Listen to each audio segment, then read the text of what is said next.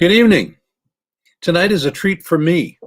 I've been giving a talk on the history of wargaming since 1990. And since then, I've found out a little bit more. A lot more history of wargaming has taken place. And I still often try to do this in an hour. And so I'll be leaving out big sections and usually leaving out more and more as it comes closer and closer to the hour. But even with 2 hours, I'm probably going to skip a few things. And there's a couple reasons for that. One is everything's in my book. It's called On Wargaming. It's a free download from the Naval War College Press. And I'm also going to try to wrap it up a little before 2 hour mark because while you can find out about bullets I skipped in the book, you can't ask questions in the book. Kind of boring, no answer. So I'm going to try to make sure there's some time, and I'll finish the overall presentation in 2 hours for sure. But if the Q&A runs a little over, I've already checked with Chris, and that's okay. So let's keep going before we get any more time goes by. So one of the reasons why I think the history of wargaming is important is that it's data. You know, when you look at trying to figure out any hypothesis, you go out and you get data. And usually you do it by setting up an experiment. Well, that works with physics, that works with chemistry, but it's kind of hard to set up an experiment in astronomy or meteorology. Well, one thing you can do is come up with some sort of a natural experiment. So a lot of the work done to develop better and better and more accurate observations of the heavens, so that astronomers could then do the math and try to prove or disprove, was the Earth in the middle of the solar system or the sun? And same thing with meteorology. You had old weather data that was compiled not in real time, but the observations would be made over a month and then mailed to DC, and then old data was crunched to see if 30-day-old data would tell you what would happen in 29-day-old data.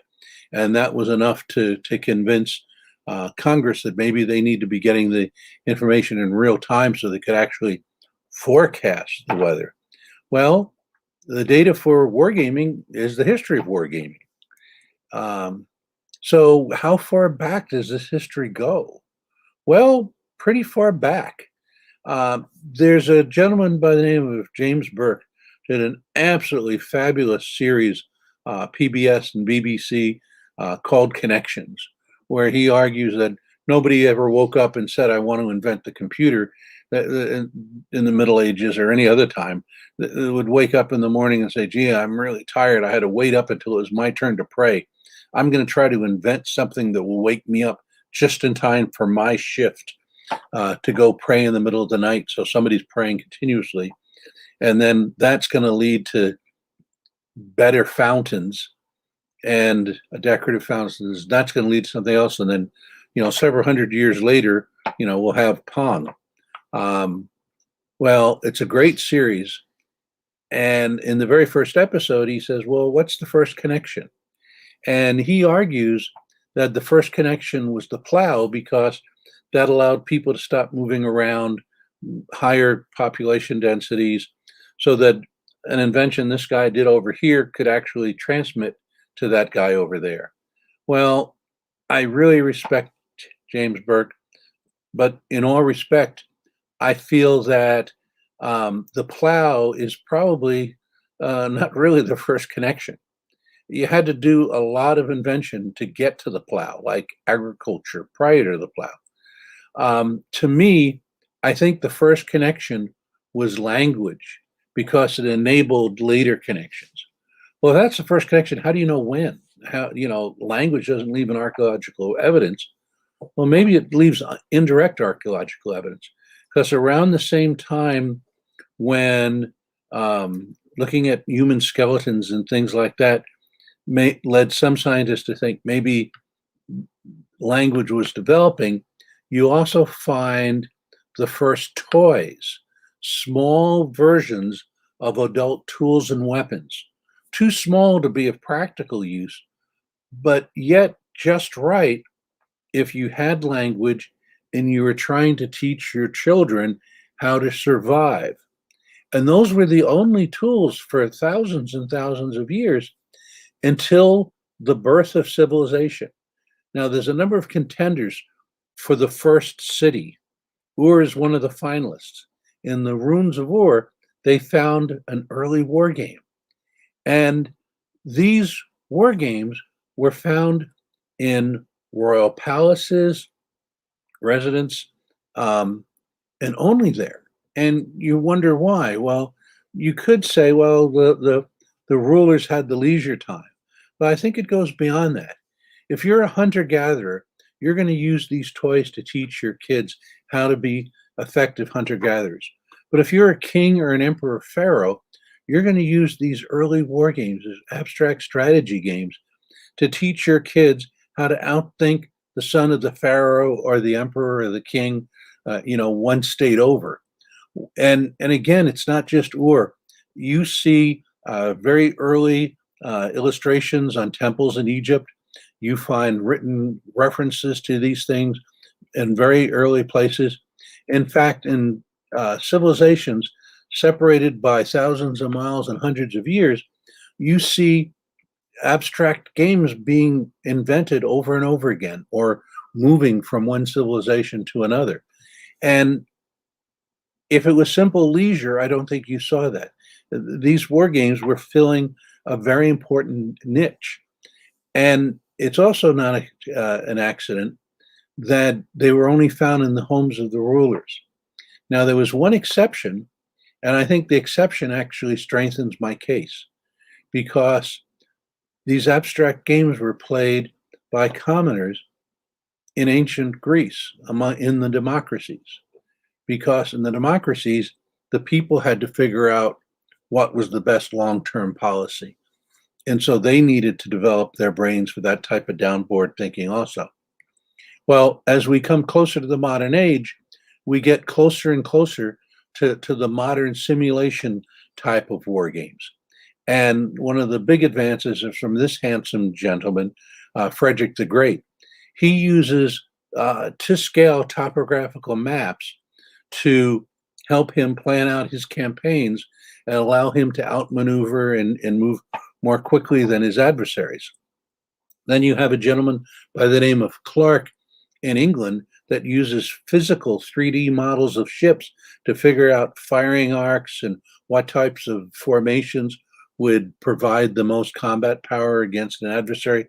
And this whole business of crossing the T and a lot of the tactics used by the British fleet during this time period all came from this very use of models.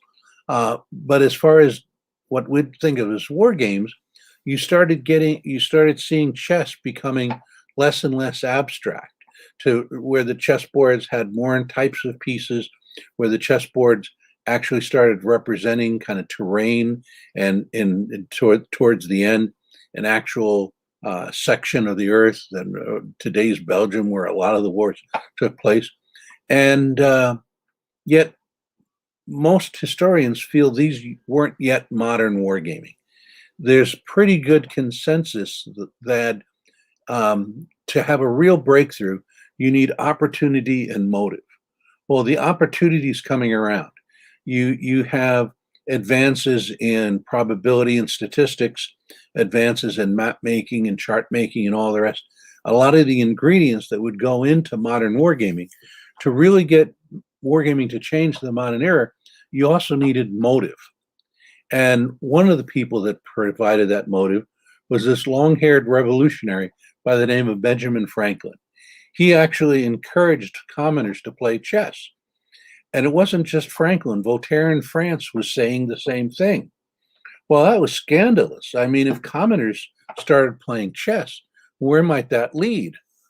Well, it kind of led to the French Revolution and Napoleon and all that. And, we in the United States think of Napoleon as this great military genius. because he was a great military genius. But there was a lot more to it than that. One of the things that didn't contribute to Napoleon's initial successes was technology. That he won his early victories with basically the same technology the kings of France had used just before the revolution. Of course, he was a genius, and that didn't hurt. But he also enjoyed a meritocracy. At this time in Europe, the commanders of the army were nobles. They were the sons of the kings. Now, and the high noblemen. Now, if the son of the king was a military genius, or the king was a military genius, so much the better. If he was an idiot, he's still the king. In the case of Napoleon, half of his marshals started out as enlisted men, not even as officers. So the very best came to the top. And then another big advantage Napoleon had was numbers, that in the ancient regime, your army was just as big as you could pay for one. People weren't necessarily mercenaries, but they kind of were. Well, in France, there was the levy en masse. There was the call to defend the revolution. Don't worry about Napoleon not getting elected. And so Napoleon's army was much larger than it could be otherwise. So the crowned heads of Europe want to try to defeat Napoleon. And they come up with different ways to chip away at these different advantages. For example, in the case of numbers, this is where you start seeing this real appeal to nationalism, that we Germans need to get these terrible French out of our nation. Don't listen to this equality fraternity stuff. We just need to get rid of these French guys. And the size of the army start to grow. And even after the Napoleonic Wars are over, because of the agricultural revolution taking place, because of the industrial revolution taking place, armies continue to get bigger. Of course, you want to chip away at the genius part too. And so there's a movement in Prussia to try to institutionalize genius. And one way they do this is setting up the War College. Another way they did this was coming up with what most people believe was the first true modern simulation war game, second generation type of war game. There's also consensus that this modern type of wargaming was invented by a gentleman named Reichwitz. There's just some disagreement whether it's the father or the son. So Herr Reichwitz in 1811 comes up with this simulation war game where you have different ceramic tiles representing hills and valleys and stretches of flat land and roads that go off in different directions, and pewter playing pieces intricately painted in the colors of all the Prussian regiments, and then other colors for the adversary armed forces. Herr Reichwitz would divide the players into two teams. You would have umpires that would actually see the map. The two teams were only told what they would know. They would submit their moves. The umpires would adjudicate using dice as far as what the outcome was going to be. Sounds like a pretty modern war game. And it was presented to the king, and the king, thought this was a very valuable thing and used it and played war games with his children. And that's one reason why some people feel, as much as this was a breakthrough, it wasn't quite modern wargaming yet, because it was still used the way that war games had been used for generations. Well, we mentioned this business about armies getting bigger. And even in conservative Prussia, the armies were getting so big, there wasn't enough children of nobles, of army officers, to fill all the officer slots. So it was something of a scandal. But you had children of mere, cabinet officials and industrialists and bankers, becoming officers. And one of those new officers was Lieutenant Reichwitz.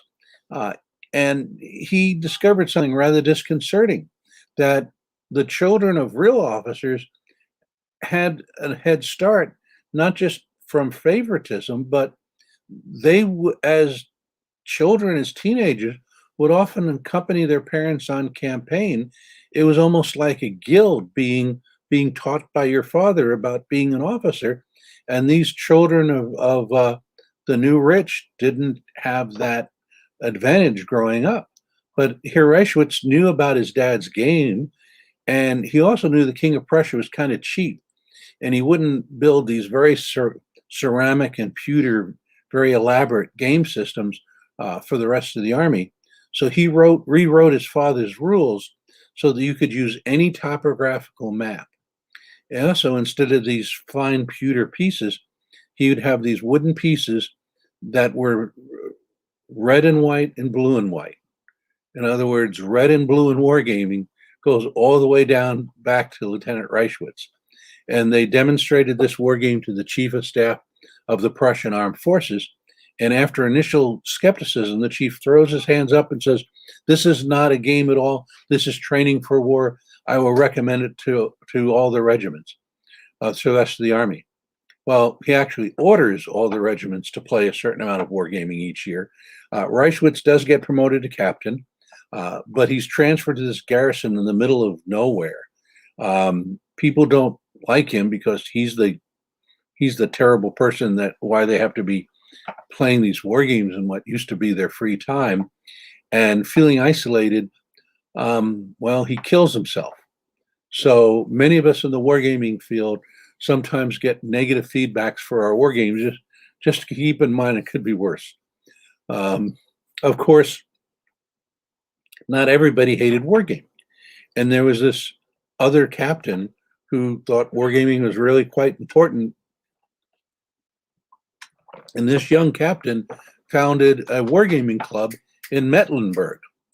And then years later, when that young captain was no longer a captain or young, he was transferred to Berlin, where he joined a wargaming club, again, that just people on their off duty playing war games on their own volition. And when Helmut von Melke became chief of staff, he could order people to play war games.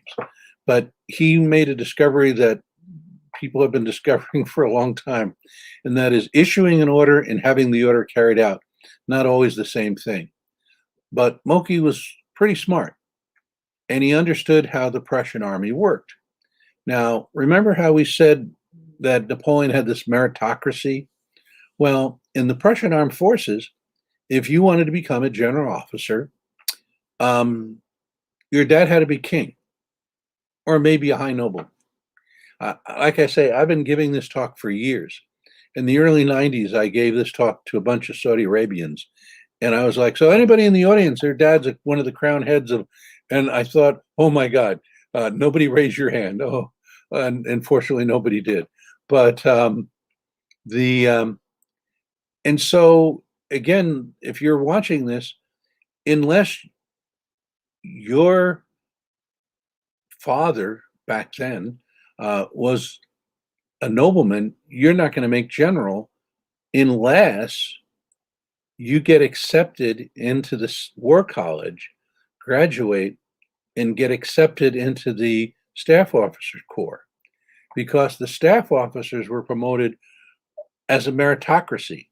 So they would take a von, a person of noble birth that had his position because of that noble birth, and they would assign him a staff officer.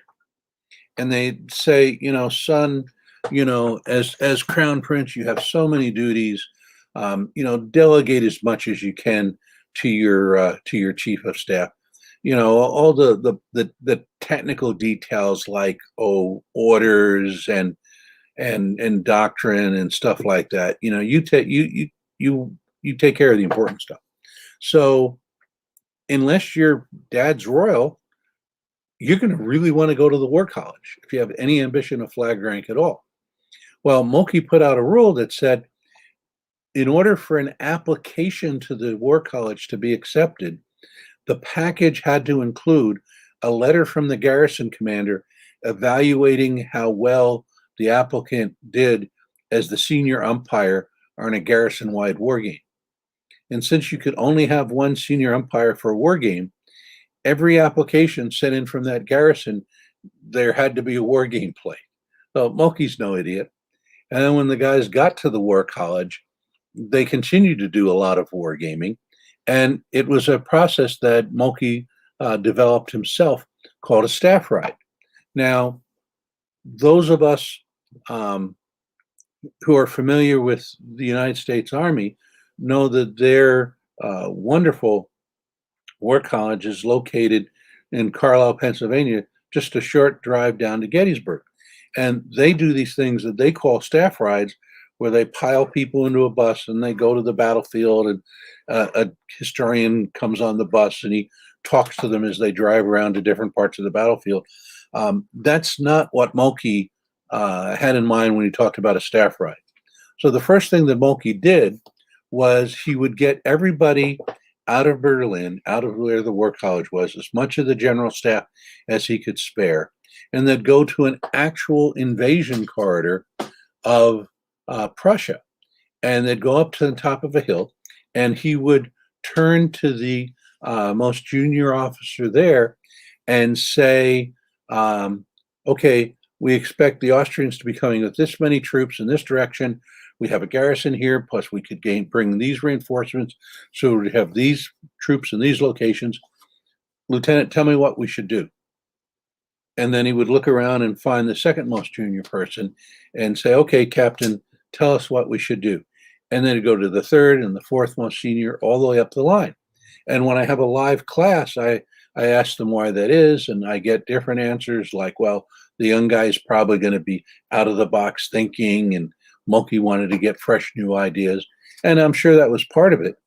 But in any hierarchy, especially in a place as rank conscious as Prussia, nobody would disagree with somebody that outranks them. So by going up the chain of command from the bottom up, nobody fears to contradict the person before them. So after they did that, they would then go to another part of the battlefield, and Moki would start the process again. And then when they had talked through the whole fight, they would then go to a local tavern or to the local garrison, spread out the topographical maps, and then Moki would turn to the most senior Prussian general and say, sir, please do me the honor of representing the Austrian forces. I don't know how effective a general the Austrians will send against us, but I know they wouldn't have anybody more effective than you. So please play the Austrians. Then the next most senior general would be in charge of the Prussians, and then the third and the fourth most. So both sides were split evenly. That allowed more people to get into making decisions, and it also provided a very worthy opponent to the Prussian side. And then when the war game was over, they still weren't done, because this was a real invasion corridor, so they would have a garrison there. And so Moki would contact the garrison commander and say, in our war game, it was crucial when we marched 6,000 troops from this point to this point at a key part of the battle. I want you to get 600 troops from your garrison and march from this point to this point and tell me how long it's going to take you. And then he's still not done, because the plan that was developed became the on-the-shelf plan back in Berlin in case they actually had a fight along that corridor. And a lot of their very early wars, Prussia had an initial advantage because they got into the fight that much quicker. They didn't have to come up with a strategy after the war started. They had come up with a strategy year after year after year during these staff rides. And think about the whole process, okay? You started off with an offsite, then you had brainstorming with the young creative guys speaking first, then you wargamed it out with two equally skilled sides really ringing out the plan, and then you had a live exercise. I wonder if this is where modern exercises came from. And then it became a deliberate plan on the shelf in Berlin. Isn't it a shame how crude things were back in that time period? I know that things are so much more sophisticated today. Well, Prussia won a lot of wars, and some interesting things started to happen. Again, I'm going to try to skip ahead a little bit, but here's some of the different powers and what year they started wargaming. And if you see multiple years, maybe it was some officer advocating it and then the military accepting it, or in the case of Russia, they kept ordering to start wargaming and then ordering again. And yes, there is a correlation between the date a nation is defeated by Prussia and when they start wargaming. Now, in addition to those nations, we also have the United States, and they started wargaming around that time. There was a major by the name of Livermore, and he started out simply translating the Prussian rules and advocating people around the army do wargaming. Well, he had some initial resistance. The chief of staff of the army at that time gave a speech at the commencement at West Point about how some people think war is like moving around blocks of wood. Men are wars are fought by men who are seized by fear and sustained by leadership and all that. And so there was some initial resistance. And I'm sure if you're sharp enough to find the Connections Conference and this video and all the rest, you're an exceptionally smart person, and you know the name of the chief of staff of the U.S. Army and during this time period. I'm sure you know his name. I'm absolutely certain. And just in case, here's a picture of him. And if that doesn't work out, here's a picture of him a few years earlier.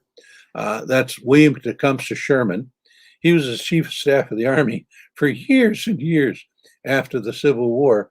And I read the commencement. It doesn't ever use the word war game. I don't think it was that negative. But he was, Livermore was hitting some resistance. So he came up with this great idea of using the war game to refight Civil War battles. And if he would use the Prussian war game rules and refight Civil War battles, and they turned out the same way, then that would convince everybody it was a good thing. So he set it up and went and did the Civil War battles, and they didn't turn out anything close to the way they did in the real world. And Livermore was like, okay, what's going on here? And he started trying to figure it out, and he realized that the initial rules for Kriegspiel assumed muskets, because that's what the Prussians had at the time. And the Civil War was fought with rifled muskets that were far more effective. So Livermore worked out effectiveness at different ranges for rifled muskets, took that new stuff, put it into the war game, and now the Civil War battles turned out the way the Civil War battles turned out. So pretty interesting stuff. Now, after Livermore, in the United States Navy, we start seeing wargaming.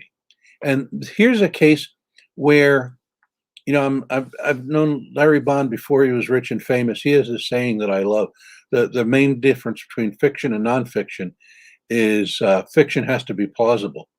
And the gentleman who brought wargaming to the Navy was just completely implausible. If I wrote him into a novel, people would go, nobody would do that. So the gentleman who did that is the faculty member who doesn't quite look like all the other faculty members. That's McCarty Little, and he was medically retired from the Navy after the Civil War. And he retired to Newport, and some years later, the Navy decided to put their war college there. And without any pay for a couple of decades, he helped set up their library, he helped out with other courses, and he created the wargaming element of their curriculum. And he was responsible for the first lecture, the first war games, talked to people in the United Kingdom. He actually did a joint war game with Major Livermore, and both of their superiors said, don't ever do that again. But the Naval War College has been doing wargaming every year since 1866. Well, back to the Army, in the 1890s, the folks at the Army Command and General Staff College, or what later became the Command and General Staff College, started writing articles about how to do wargaming effectively. And what they basically said was that everybody has the highest respect for Colonel Livermore. I have the highest respect for Colonel Livermore. But the United States Army today is broken up into little detachments at cavalry posts scattered across the West, coastal fortifications scattered along the coast. You don't have enough officers at any one place to be sure that you have somebody with the intelligence and experience to run war games. So we'll do war games here at the Command and General Staff College to really benefit the whole Army. And not only that, but they came up with this method of kind of walk, crawl, run, where you start off with a one-sided map exercise, where the students are basically asked, here's a map, here's a scenario, tell us what you're going to do.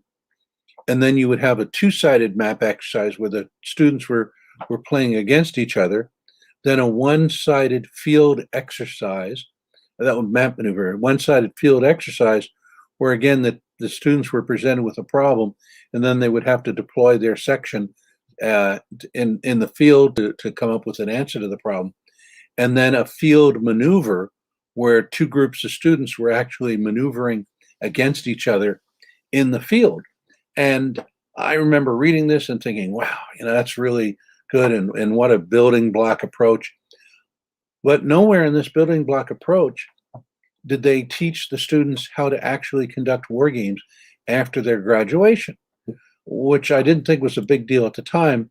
But then finally, years and years later, and really not that many years ago, I'm reading something and it's like a light bulb going off. The Germans, and I'm 99% sure the Russians, when they taught their wargaming in their war college, they didn't use war games to teach. They taught how to conduct war games after graduation. And that will come back to haunt us later on, that difference. Now, speaking of Germany, in some ways, war games were getting better. One of the things that they did after the Franco-Prussian War is a number of German officers were writing in professional journals, and they say, these early Kriegspiel games, they'd measure attrition, and you can have a unit down to 8 guys, and it will still keep attacking. You have these things that, for lack of a better word, we'll call breakpoints, where if you suffer enough attrition, you're not going to attack anymore. You suffer enough attrition, you're not going to offer an organized defense. Nobody fights to the last man. The Danes didn't, the Austrians didn't, the French, we Germans didn't fight to the last man. And so there was this rigorous debate in the 1880s as to what was the right game mechanic to figure out when you would have an involuntary change of disposition of a unit. And one reason I bring this up is back in the late 1980s, I was at the Air Force Wargaming Institute, and we had this war game where the Warsaw Pact was charging across Germany, getting beat up by air power.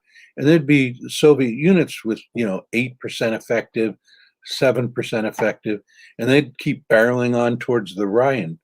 And I was like, people don't do this. You don't have a unit this badly banged up defending, let alone moving forward.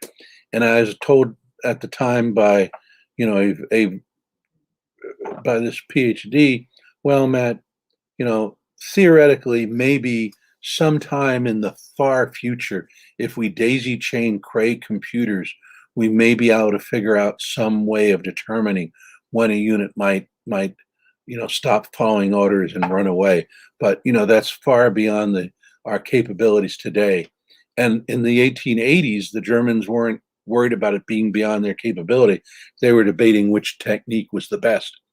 Then another big innovation at that time was this whole emergence of what's called free Kriegspiel or free wargaming. And there's the basic argument goes, a lot of people hate us wargamers. I mean, our rules are so thick and adjudication takes so long. And because of that, we can't go deep into campaigns. We can't go deep into wars. If we have a lot of combat veterans, we have a lot of people that have been in combat, that know what happened, that know what the variables are. We won't get rid of all the rules, but instead of looking up tables and rolling dice, we'll just use expert judgment. And for the most part, it worked. That German war games started being used for larger formations over a longer period of time. The games were somewhat easier, so they were more accessible. And there was a lot going right with this free Kriegspiel stuff, but it had its downside. And one of the biggest problems was command influence. If you had this rigid Kriegspiel where everything was done by the rules in the die rolls, and if your attack was unsuccessful, well, you couldn't really argue with it. But if it's somebody's professional judgment and you outrank the guys whose professional judgment was that you lost, you might tell him to re-examine his thinking. And nowhere was this worse than Kaiser Wilhelm. Well, back in 1991, I gave this talk at the German War College. And I almost said this, but I caught myself because I didn't know if there was any loyalists in the audience. But I am of the considered opinion that Germany in particular, and mankind in better, would be better off if Kaiser Wilhelm died at birth. Because this guy thought he was the reincarnation of Julius Caesar and Napoleon and Christ and Mohammed and anybody else you want to name. And so they would go out on these staff rides, and the chief of staff would lay out the problem, and Kaiser Wilhelm would say, "Oh, this is a simple problem. We need to put these forces here, and do this." Well, would anybody like to speculate about the level of debate that would take place after His Imperial Majesty described what the perfect plan was? And it got even worse. Remember how I said that Moki the Elder would split the group in two and have equal red and blue teams? Well, there's this concept called FaceTime, where people in the military, kind of like the guy who would be the final endorser of their OER, to know they exist, to know their face. So they would want to try to be in meetings and brief people who are up the food chain. So let me ask you a question. You as an individual, if you were a Prussian officer in the late 1800s and you were on a staff ride with Kaiser Wilhelm, would you want to be on the same team as His Imperial Majesty, who signed your commission and will approve all future promotions? Or would you like to be on the team trying to beat him? Okay, the teams are no longer evenly balanced. A good friend of mine found a case where there was a war game where the armed forces of France, England, Belgium, and Holland were being played by two Prussian first lieutenants. So not necessarily very rigorous. Okay, well, while all this was going forward and going back and evolving within the military, you start having the birth of modern simulation wargaming on the civilian side. Now, among civilians, chess had remained popular since the American Revolution. You started having these kind of abstract games that had, military artwork or military sounding titles. But you also started getting more towards true military games. And again, you need both opportunity and motive. And so the motive was applied by people who felt that the civilians needed to spend more attention to military matters. And one of them was an Englishman by the name of Wilkinson, who saw that the British Army was far smaller than most in the continent. And so he started a one-man political campaign to try to build up the size of the British Army. And one of the ways he did that was encouraging the use of wargaming. And he would actually have a member of Congress, Parliament, attend one of his war games. Well, then you also have inside Germany this guy by the name of Delbruck. Now, if we have any military historians in the audience or serious students of military history, that name may sound familiar. Again, it depends on who you talk to, but many people consider Hans Delbruck the father of modern military history. Prior to that, military history tended to be biographies of great leaders. And Delbruck was a reserve officer who was also a staff officer. That's got to be a good trick to pull off. And he was a child of a long line of Delbrucks who had been military advisors to the Kaisers. Well, he felt that the world was evolving towards democracy. And as the people became the sovereign, it was very important for these new sovereigns to understand war, just as it was important for the kings to understand war. So he did a number of things. He founded the first chair of military history at a civilian university. He also founded the first journal on military matters. So War on the Rocks, all these other publications are all descendants of Delbruck's first effort in this area. And so because of that, more and more civilians became more interested in matters military, not just yay, but trying to understand military. But then how about the means? Okay, if you're motivated to understand the military and war games would appeal to you, you need war games. And this gentleman came up with the first civilian naval war game. And it was pretty complicated. In order to do the adjudication, you needed these silhouettes of ships, and you would have different cross hatching and stuff like that to represent different thicknesses of armor, and then information on the guns and on a lot of other data that you would need, and you would have these ships fight against each other. And in the original publication, there was only the silhouettes of 6 ships. So it kind of gets boring after a while having the same 6 ship classes fighting against each other, and you make a lot of money, but then everybody who wants the book buys it, and the royalties start to dry up. So that's a motive too. So he comes out with this supplement to his war game called All Her Majesty's Warships, which is great. And now you've got lots of different ship classes, lots big ships, little ships, but they're all British ships. And so it's not all that much fun having British ships fight each other. So, and besides, after a while, you need to have another publication. So he came up with his next one was the ships of the Imperial German Navy. And political correctness is not a new concept. There was this outcry of how dare you imply that our good friends, the Germans, might someday be an enemy of the British. I mean, they're our biggest trading partner. They're our good friends. And so he learned his lesson. And the next time he came out with a supplement to his war game, he called it Jane's All the World's Fighting Ships. That's a photograph of Tom Janes and all the world's aircraft, all the world's fighting ships, all the world's tractors, vending machines. That whole Janes group started with a war game. This is one of the contenders for the first simulation style ground war game. Now, especially in the case of ground, it's not as clear cut because his simulation was a little bit abstract, but he would use toy soldiers and, if you would, model railroad type terrain to set up these little battles. And he published a book called Little Wars that would tell you how to do that. And in the preface, he said, this is really a work of pacifism because the world is trending towards democracy. And my book hopes to make it clear to civilians just how terrible war is, so they'll never allow their government to again go to war. Well, at the very least, that was premature. The book was published in 1913, but then the author was correct about some predictions of the future.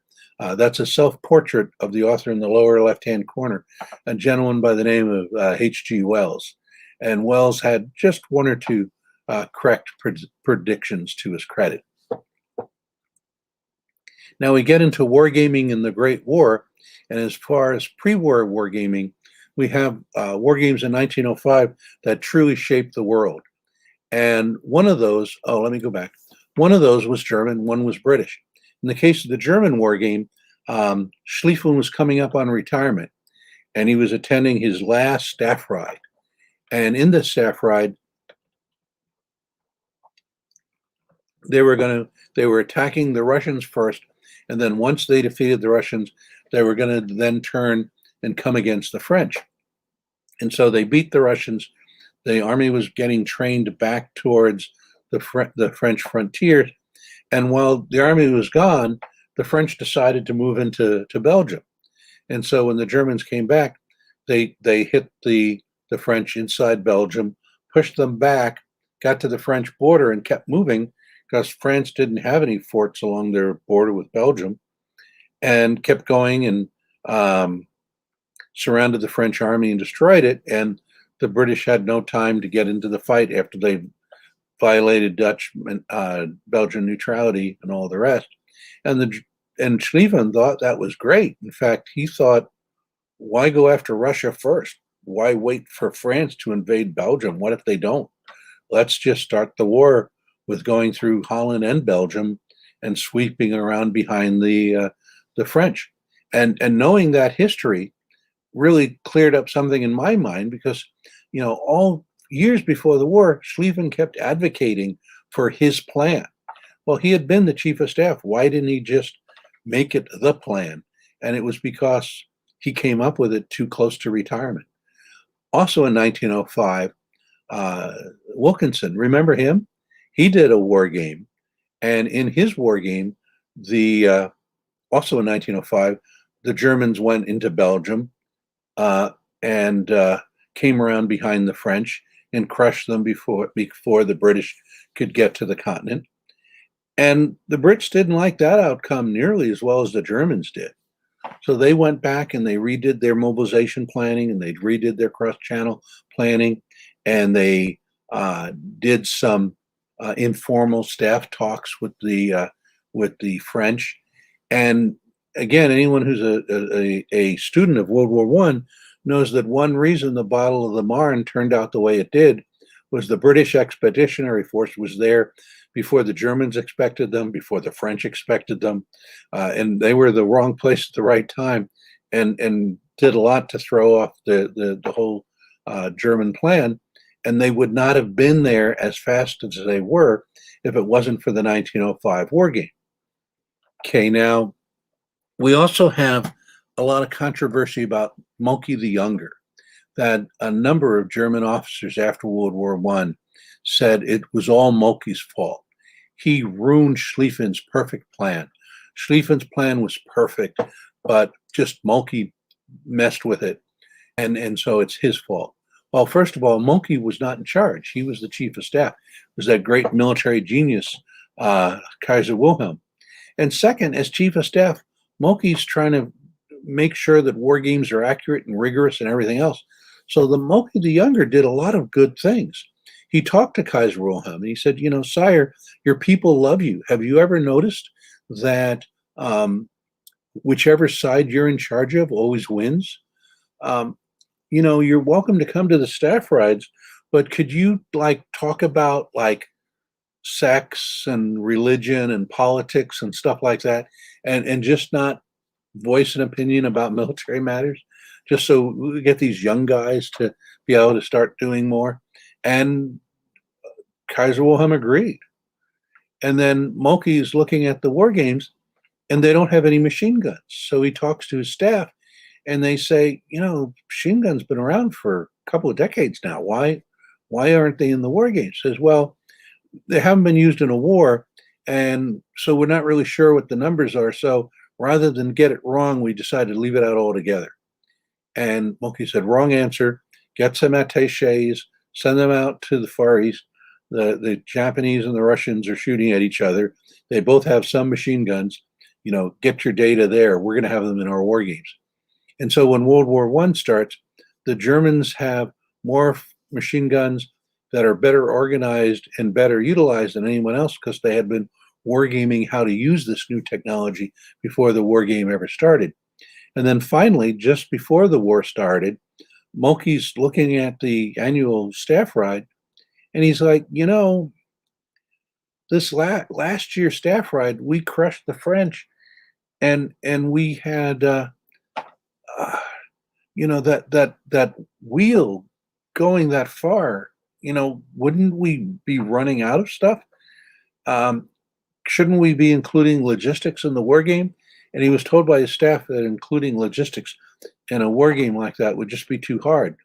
He says, I seem to remember the Italian War College has had logistics in their war games since the 1880s. So you guys are telling me the Italians are smarter than us Germans? So the very next year, they had logistics in the war game. And what the war game showed was that when they defeated the French, they had 1 day of ammunition left. And Moky's like, I'm a big believer in war games, but, these things are approximations. What if we run out of ammunition one day before the French are defeated? We need to do something to plus up the far side of the wheel.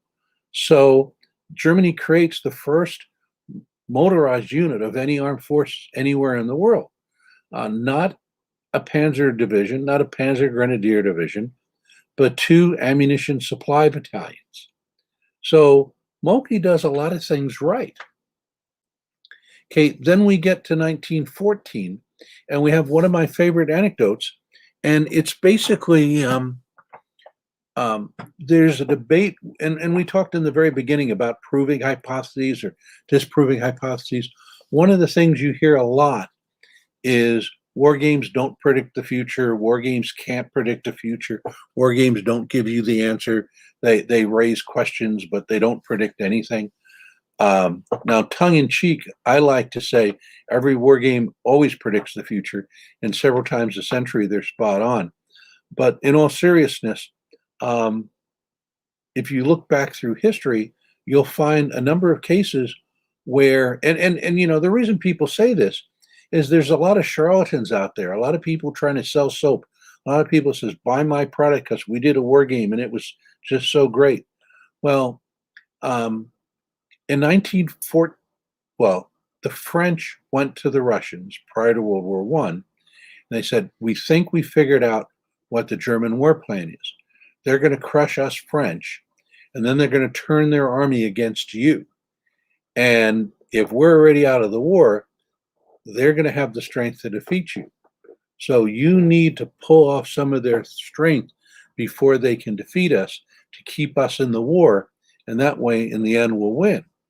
Well, the Russians are like, okay, but you don't understand.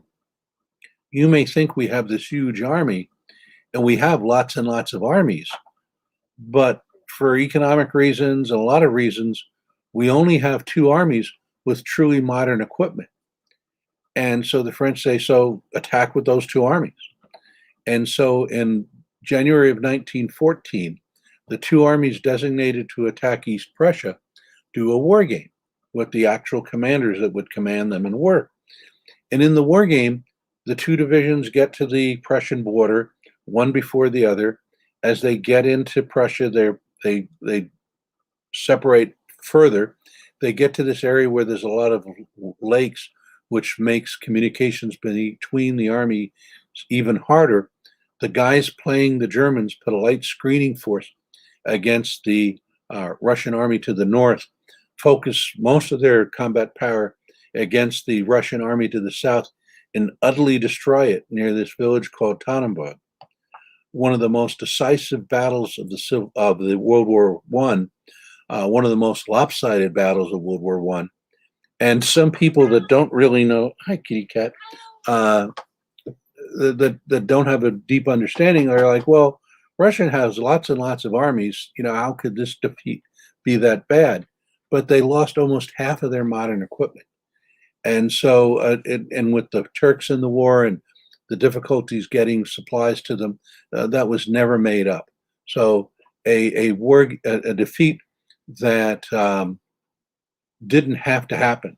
Because in the war game, the post-mortem of the war game was, okay, these 2 armies started moving on the same day, but they were different distances from the frontier. So one army has to start moving 3 days sooner than the other army. Then they get to the frontier at the same time. They can stay in parallel. And as they get to the section of the lakes, they're in much better position to cooperate with each other and keep either one of them from being defeated in detail.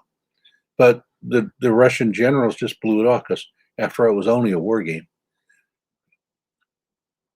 Now we get into the Great War, and we have another example of war games providing pretty clear indications of how things are going to turn out.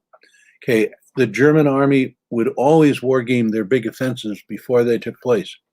And they war gamed the offensive, what they called the peace offensive, trying to knock the Allies out of the war before Americans could show up in numbers. And in that war game, and we know about that war game because Hans Delbrück, remember him, the guy, the father of modern military history. During the war, in his journal, he writes that the German High Command did a war game of this offensive. It got about as deep as it did in the actual attack, which means didn't reach Paris, didn't reach the Channel ports. And Delbruck argued that members of the foreign ministry should have been brought into the war game because they would have told the generals that after so much of this World War I, armies moving just a few feet back and forth, a penetration of that depth, if while it was still moving forward, we offered the Allies peace, they would take it, and we just have to offer to get back, most of Belgium. And now I fear we wouldn't get as good a peace deal. I knew about that for years. Well, in just the last couple of years, I found out that the British brought in the president of their war college to set up a war game of what the Germans might do now that they had defeated Russia and they were shipping all these divisions to come against them and try to knock them out of the war before the Americans could set up in strength. And so the Brits playing the war game anticipated the Germans attacking in the same location. In the British war game, the penetration was about as deep. So here you have, and this pretty much the same contours. So here you have two war games played independently by the two adversaries coming up with the same result, which is basically the same result of what happens when the fight is commenced. So, can war games predict the future?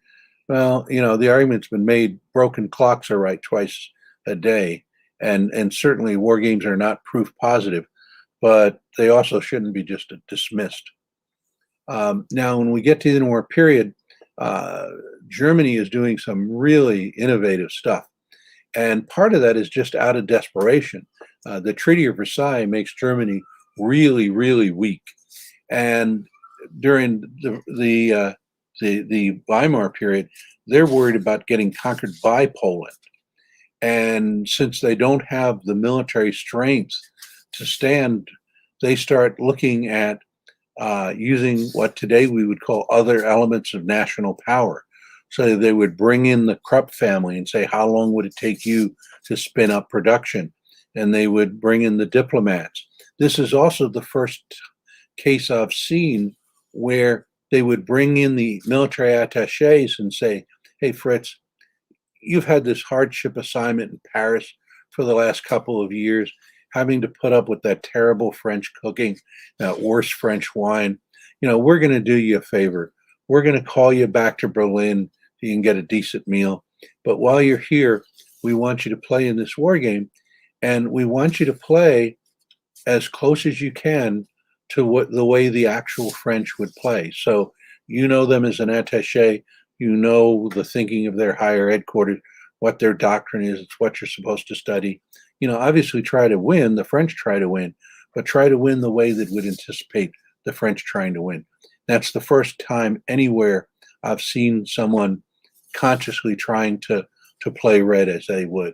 So some very valuable war games. Manstein speaks very highly of them in writing years and years later. Well, when Hitler comes to power, he orders this type of war game stopped. He called it pseudo-intellectual mumbo-jumbo, that from now on, the decisions on the future of Germany would be made with mud and blood. Well, I mentioned I gave this talk actually a couple of times at the German War College. So I'm giving this the first time, and I'm saying, have to be made with mud and blood. And about 2/3 of the students in the audience kind of mouth along with it, mud and blood. And I'm like, oh, Hitler said that a lot. Yeah, Hitler said that a lot. Does it sound as stupid in the German? Yeah, it sounded as stupid in the German. Well, if you think about it for a minute, where did Germany make its blunders? Its blunders were at the strategic level, the level of wargaming that Hitler ordered stopped. Unfortunately for the rest of the world, he didn't order the stopping of the more operational level of wargaming. And here, Germans have a lot to be proud of in that they really came up with a very, very good strategy on how to think about the future of warfare, how to innovate the most effectively. And they did that not only in the army with mobile operations that later became blitzkrieg, but in their navy also. And the way they did it was they started off by a very cold-eyed and honest appraisal of what they did in World War One. Now, to the general public, they said, "Oh, we weren't defeated. The sun was in our eyes. It was all those, liberal, democratic, socialist, terrible people stabbing us in the back." In their own internal histories, it was, okay, we screwed up this way, we screwed up that way, we did this wrong.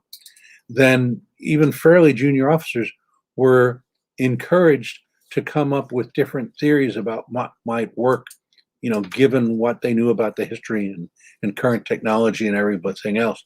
Then the best of those theories, through competition of ideas, would become draft doctrine. And almost all their documents were labeled draft during the interwar period. And then they did, then some of the doctrine will sometimes be applied to planning, that planning executes, and that becomes part of the history and part of the cycle of innovation. Well, that's the way most military innovation takes place. And that works okay in wartime because you can execute and you can learn. But this is the peace period between World War One and World War II. How do they get that feedback loop going when there's no execution? Well, General Seek, who's they outlawed having a chief of the general staff. They outlawed the general staff in the Treaty of Versailles. So they had a troop office. So the chief of the general staff, called the troop office, had to decide which officers to keep in the military, because only very few officers could stay in, because the overall armed forces was much, much diminished after World War One. So they didn't keep the guys with the Iron Crosses, the ones with all the combat experience that you think they might keep. They didn't keep all the Vons. They didn't keep all the children of the nobility and the politically well-connected that the cynics might think they'd keep.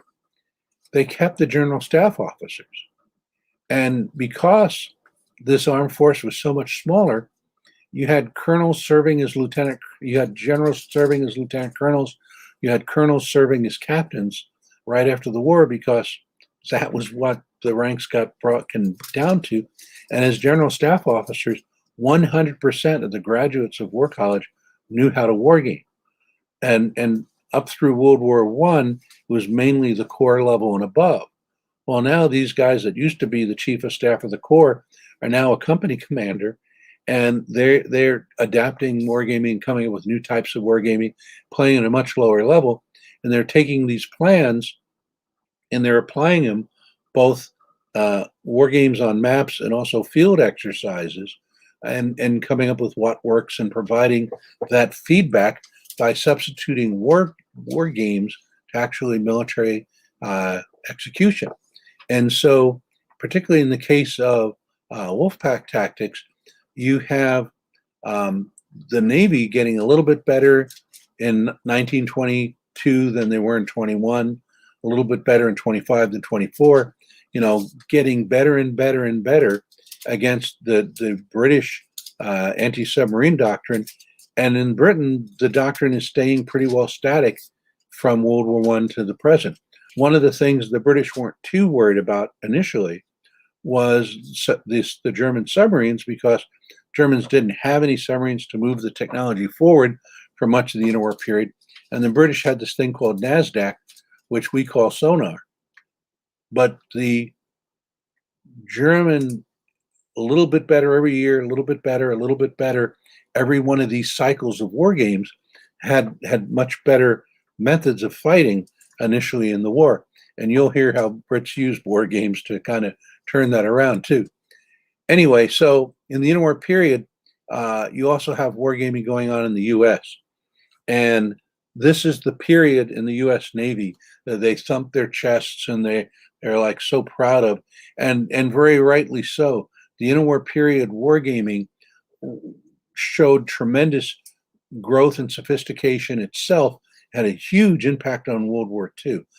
Basically, the way it worked is early in the interwar period, and very early, by more recent scholarship, there was a school of thought that said, all right, we're going to go to Tokyo Bay, embarrass the Japanese into showing up, have a nice big battle, back home for medals and beer, and everything will be fine. Well, I'm exaggerating a little. But as the 20s wore on, they realized that, they're not going to sell the ship all the way to Tokyo Bay. They'd run out of fuel. They'd be all beat up. They'd be low on ammunition. They would need to take bases on the way to Japan.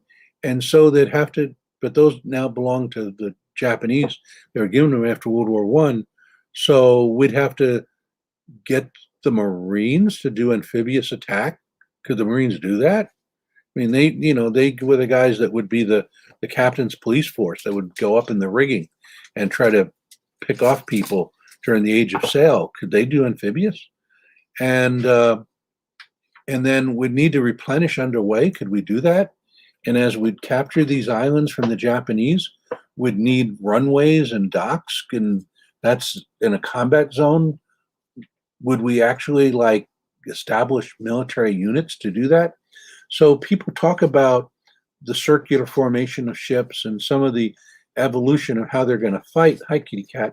But what they don't talk about as much as I think they should was the organizational improvements and some of the other impacts that came out of those games.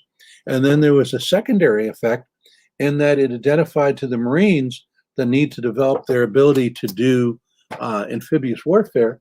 And I haven't found much as far as wargaming done by the Marines, a single picture of a Marine, a wargame table set up at Quantico.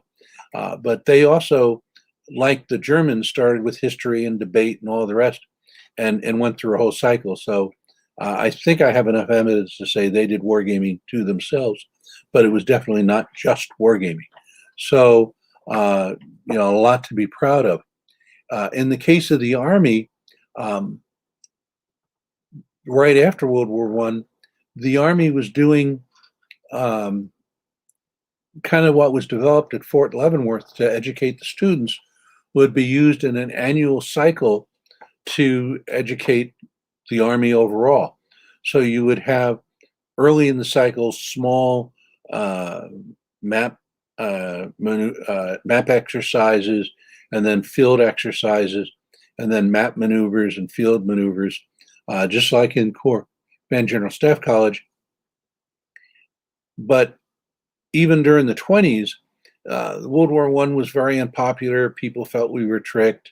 War became unpopular. So the Army's budget started getting cut in before the Great Depression. When the Great Depression came along, it was cut even more. So the Army didn't really have the money to go out and do their big field exercises or do much wargaming at all. And by some sources, a lot of it became scripted, one-sided. There's a quote from a book on Marshall that I read years and years ago about how he goes to this one regiment as a colonel, and he says, when I was a major, I was assigned to this regiment, and we did this exercise, and on Thursday the command post got blown up, and here I am back years later, and on Thursday the command post gets blown up. But then as World War I gets closer, there's this explosion of wargaming in the Army, joint wargaming with the Navy, field exercise, the Louisiana games, and not just Louisiana, North Carolina, out in California, a lot more wargaming being done. And this has a big impact not only on Army doctrine, but on, which people were picked to be in charge of the different fighting formations, especially going into North Africa. So a lot of really great wargaming. But nowhere have I found any explanation as to why it exploded just before World War II.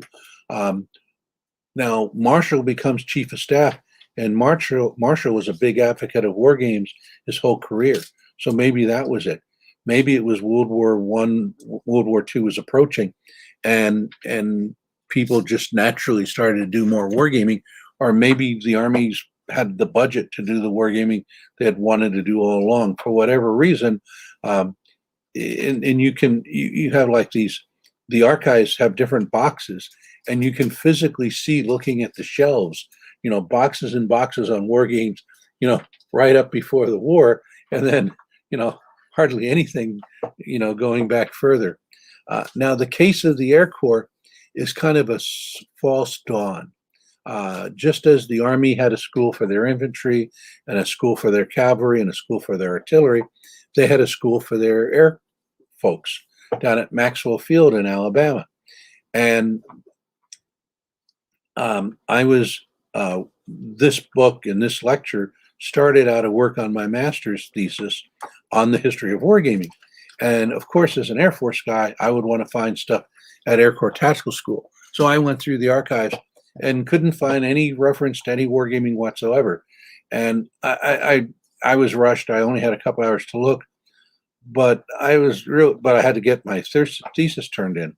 Well, a year or two later, we have this guy joining the faculty at SAS, and he's all but dissertation, and his doctoral thesis is on the Air Corps Tactical School. So, a lot more research, a lot more time.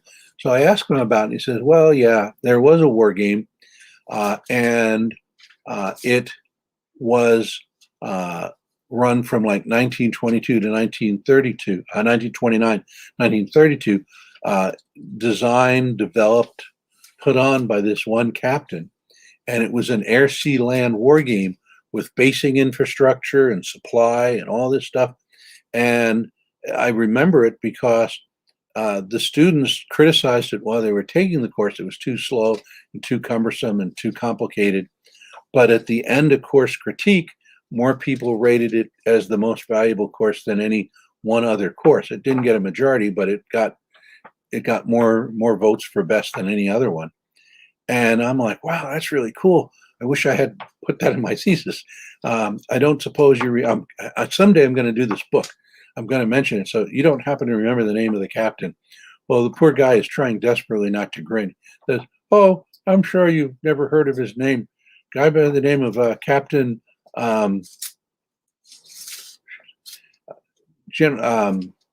Kenny, George Kenny, who later became Lieutenant General George Kenny, MacArthur's Air Force in the South Pacific.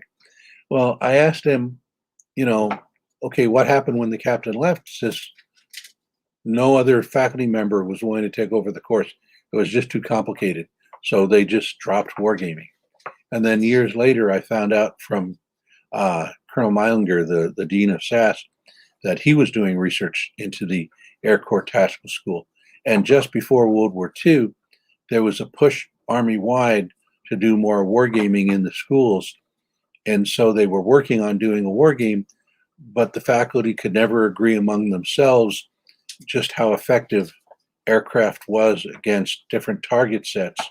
And so since they couldn't reach agreement, they just decided not to have any wargaming at all. Probably not the right answer. Now we get to the United Kingdom. Again, I'm going to start picking up things a little bit. It depends on which historian you believe, but by one version, they played a war game, a live field maneuver, to prove that the experimental armored force was worthless. The exercise was very challenging, and that was used as justification to get rid of it. The same year, the Germans were forming their first panzer divisions. Brits weren't able to disband them. Then the French, I do want to mention, they had very little that I've been able to find about French wargaming, and particularly affecting tech choices or doctrine. And that was because France had a very large reserve army, and it was felt that they only had so many days of training a year. And so the war games needed to be used as training tools, not to explore new doctrine, but to teach the soldiers or refresh their memory about current doctrine. But there was at least one war game played where they were looking at what ifs. And in that war game, that I found about just the last few years, that the guys playing the Germans attacked through the Ardennes, reached the Meuse River. They were going to cut off all those French units to the north. And then they sat at the Meuse River and waited several days for their artillery to move up. While the French are moving up their reserves as the German artillery was coming up. And so the Germans, the red players playing the Germans, got across the Meuse, established a bridgehead but the French reserves were able to contain it. But it was kind of nip and tuck there for a little bit. And the French looked at that and said, these things are approximations. It could have turned out worse than it did. We probably should plus things up a bit. So they changed out one reserve unit with a reserve unit that was a higher level of readiness. And they also allocated a few 100,000 francs to build like 6 pillboxes, and they did a few other things. Well, when the war actually started, the real Germans attacked just where the French war game thought they were going to, or depicted them attacking. But this time, instead of waiting for their artillery to move up, they used the Luftwaffe to suppress the French forces on the far side of the river, got across before the French were able to move any reserves up, and got across to the Channel coast and Dunkirk and the fall of France and everything else. So here was a failure of the French to play red accurately, to follow German doctrine, not French doctrine. And since the French did take some actions based on the outcome of the war game, if the war game had turned out worse, I would think it would be reasonable to speculate that the French would have taken more impactful actions. I'm going to skip the Russian one. It's a cute story, but gotta use some reason to go to the book. And I want to have time for more recent stuff. World War II in Germany. Manstein uses wargaming to make his case for attacking through the Ardennes. He does it in his headquarters. It works. His boss says, well, yeah, but it was your plan. So he did it. His boss did it in his headquarters, and it worked. They said, well, it would work on paper, but it wouldn't work with a field exercise. So they tested parts of the plan in the Eifel, and it worked. About the time Hitler heard about it and thought it was a good plan, and they switched to that plan. Then Barbarossa, this is one I want to go through. The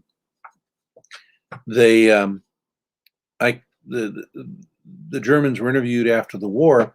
They said every operation that the Germans conducted during World War II was wargamed ahead of time, except for Poland, because we were ordered to attack Poland with too little lead time to do the wargaming. So they wargamed the invasion of the Soviet Union before the invasion of the Soviet Union. And such a big attack had a really big wargame.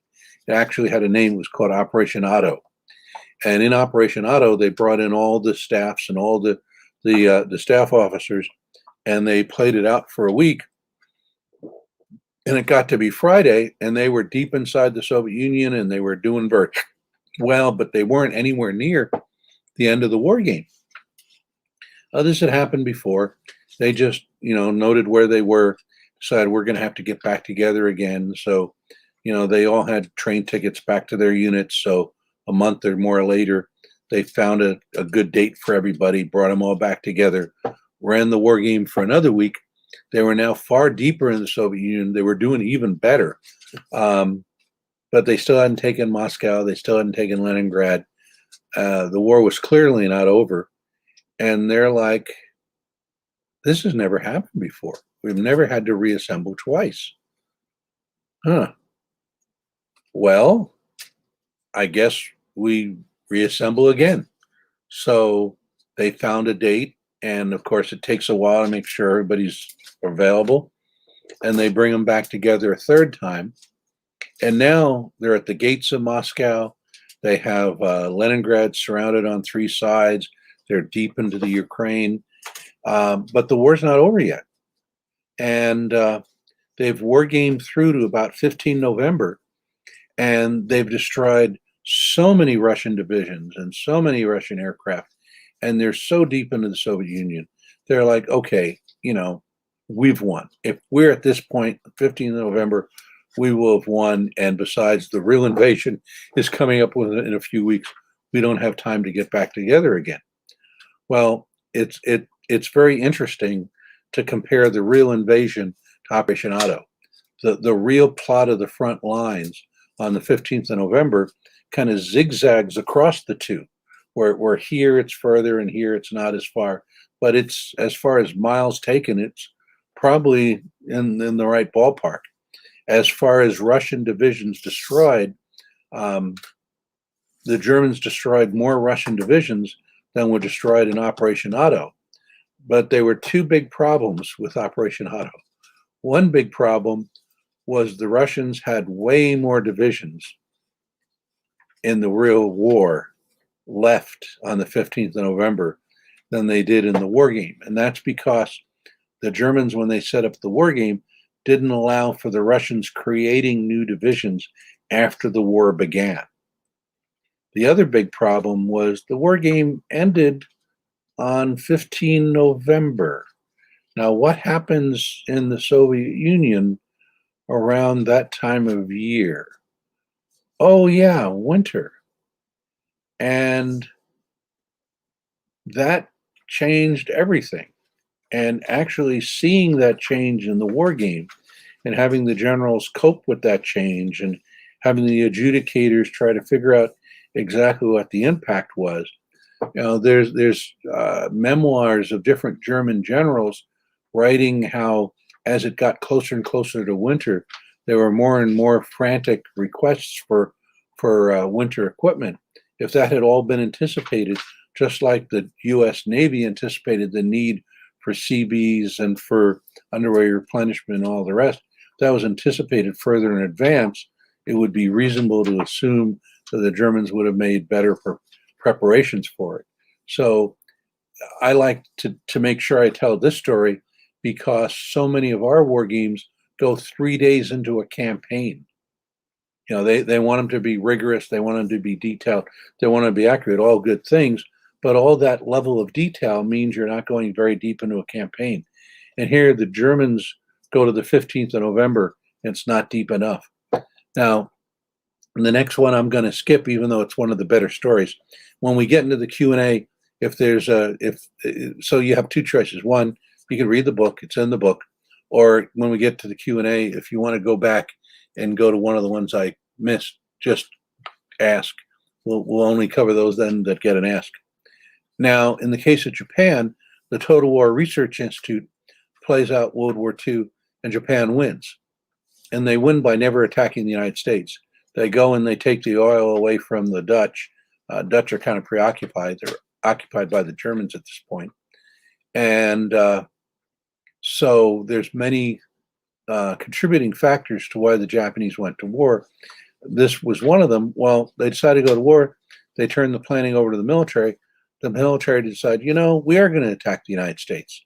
That decision is never fed back to the Total War Research Institute to figure out, well, if that happens, what's your long-term economic, political, diplomatic kind of look out into the fight.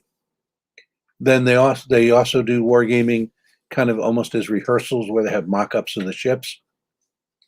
Then they do wargaming on the attack on Pearl Harbor, and some books cite this as one of the great victories of wargaming because the Japanese wargamed a very vanilla plan where they went from the inland sea, they went straight towards Pearl Harbor, and it was kind of a draw. They won. They sank more tonnage than they lost, but it really wasn't that great of a victory. And so they're like, we're going to war with the world's greatest industrial power, and we're going to have a tie we win as our first attack. We got to do better than that. So they came up with the plan where they were going to go up to the Kurils and then head like they're going to Alaska and then come from an unexpected direction with very few ships. And they war game this one out, worked much better in the war game, and so they decided to go with the second plan. And some historians are saying, see, that's war games. War games don't predict the future, but war games can be used to look at alternative plans, and maybe the way it turns out won't be the way it turns out for real. But if it's better in one war game than the other, then maybe it's a relatively better plan. Even if the same outcome won't happen, it would be a relatively better outcome. Well, did the Japanese win at Pearl Harbor? I mean, tactically they won. It was really lopsided. And operationally, Yamamoto has been quoted as saying, I'm going to run roughshod across the Pacific for 6 months. But how about strategically? There's a quote in the movie Tora, Tora, Tora, where Yamamoto is supposed to have said, I fear all we've done is waken a sleeping giant and filled him with a terrible resolve. The military did what they were supposed to do. They did the planning from a purely kinetic, military operation point of view, but their decision was never fed back to the Total War Research Institute. Now, we also have the 2 war games at from Midway, or both battles of Midway. And this is a cautionary tale to historians. I remember seeing a murder mystery years ago where they can't find the body. And there was a suspicious place where the soil had been disturbed, and they dug down and they found the ransom money very early in the picture. And then at the end, when it looked like the bad guy was going to get away with it, they said, okay, we found the body. And they said, where was it? Well, they said, when most people dig, they stop when they find something. Well, we should have kept digging. The body was underneath the ransom money. So a lot of historians are looking at the Japanese play of the Battle of Midway, and how could they have gotten their war game so wrong that it said they should proceed with the Battle of Midway? Well, for decades, the way it was explained was the Japanese admiral would just, went into where the adjudicators were, told them they were a bunch of idiots, reached into the dead pile, picked up the 2 carriers, put them back on the map, said go back and play, and then the same 2 carriers by name were the first 2 carriers sunk. And and the moral of this morality play is that wargamers need to stand up to high-ranking people and speak truth to power, and don't let these guys get away with it. And I started being a little suspicious of that interpretation when I found out that the aircraft that sunk the 2 carriers were land-based out of Guam, and or Midway rather, and the technology used by land-based air at that point in the war was not very conducive to sinking ships. But then just a few summers ago, a book called Shattered Sword really shattered my perspective on this fight. And what that book really showed was that the real fallacy in wargaming the Battle of Midway was the Japanese admiral overruled his red team, his people playing us, when they tried to fight the American fleet the way the Americans actually fought. They said, oh no, the Americans are lazy and cowardly, and they would never do something that bold. They don't have the samurai spirit. Put the Americans somewhere else. Have them, tricked off in the wrong direction. And so it wasn't overruling about the 2 carriers being sunk. It was the admiral overruling the correct play of red. And again, that illustrates the importance of getting red correct. Then, even with 2 hours, I run out of time. All right, I don't want to leave this one out. I was lucky enough when I did my master's in military history to have as a professor Spector, the guy who wrote The Eagle versus the Sun. And in the class, he said, if you do a quickie book right after an event or something you spend half your life on, there's going to be something you discover that you've been looking for your whole life. Just after the book goes to print, it's going to be terrible. And he said it with such feeling. I knew it had to happen to him. So I waited until after class and I asked him about it. And he said, oh my God, I shouldn't have mentioned it. It's just too painful to bring it up. When I was writing, I got interested in the Pacific War because I couldn't figure out why the Japanese kept fighting. I mean, it was hopeless by the end of 43. It was worse in 44, crazy in 45. Why did they keep fighting? And finally, I finally get to this document that I've been gonna get to for a while, after I had sent out the final galley-proof mock-ups of my manuscript. I said, no more changes, nothing, this is it. And then I read this and I said, oh my God, this is what I've been looking for. I physically went out to the mailbox to see if the mailman had picked it up, but he had. And what he discovered was that after World War II started, even though we were kind of mad at the Japanese, there's this tradition among nations that when you go to war, you exchange embassy staffs, you get your ambassadors back. And the world was at war, so that made it kind of challenging. We had to actually exchange them off Madagascar. And so it took a while for the Japanese ambassador and the embassy staff to get back to Tokyo. And instead of being allowed to see their loved ones and all the rest, they were taken to a location outside of Tokyo, and were made to play red to play us in a Pall Mill war game where the air attache played Arnold and all the rest. And the outcome of that war game was that Japan lost. And so the Japanese are like, oh, that's real. We're going to lose. Okay, what are we going to do now? And so the conclusion in the hot wash after that war game, after the outbreak, was that, the United States is a democracy, and the people we're fighting are voters, and their wives back home are voters, and their parents are voters. If we kill enough Americans, they'll get tired of this war. And when Roosevelt stands for re-election, he'll be defeated, and the new president will probably give us better terms. So we'll go from trying to win to just trying to drag things out and kill Americans. And so that not only explained why they stayed in the war, but it also explains why the change in their whole approach to fighting started about this time. Okay, we get to the UK, wargaming by the UK at both extremes. You have Sir Henry Tezar, one of the fathers of modern operations research, a lot of very sophisticated wargaming, mathematical modelings, advanced statistical methods. And then you have Montgomery doing free Kriegspiel, far freer than any German ever envisioned. Even relatively early in his career, when he did a better job of fighting around Dunkirk than almost any other general, he would walk through the upcoming operations with his staff saying, okay, my ops staff, what are we going to do tomorrow? Okay, Intel, what do you expect Red to do tomorrow? Okay, if Red's doing this and we're doing that, I think this would probably be the outcome as far as losses and ground gained and lost. Okay, Loggy, do we still have beans? Do we still have bullets? Okay, if this is what everything did and this is how it turned out, ops guys, what are you going to do the day after tomorrow? No dice, no rules, everybody sitting around, and yet, reasonably effective for him. He was, despite the movie Patton, he was one of their better generals.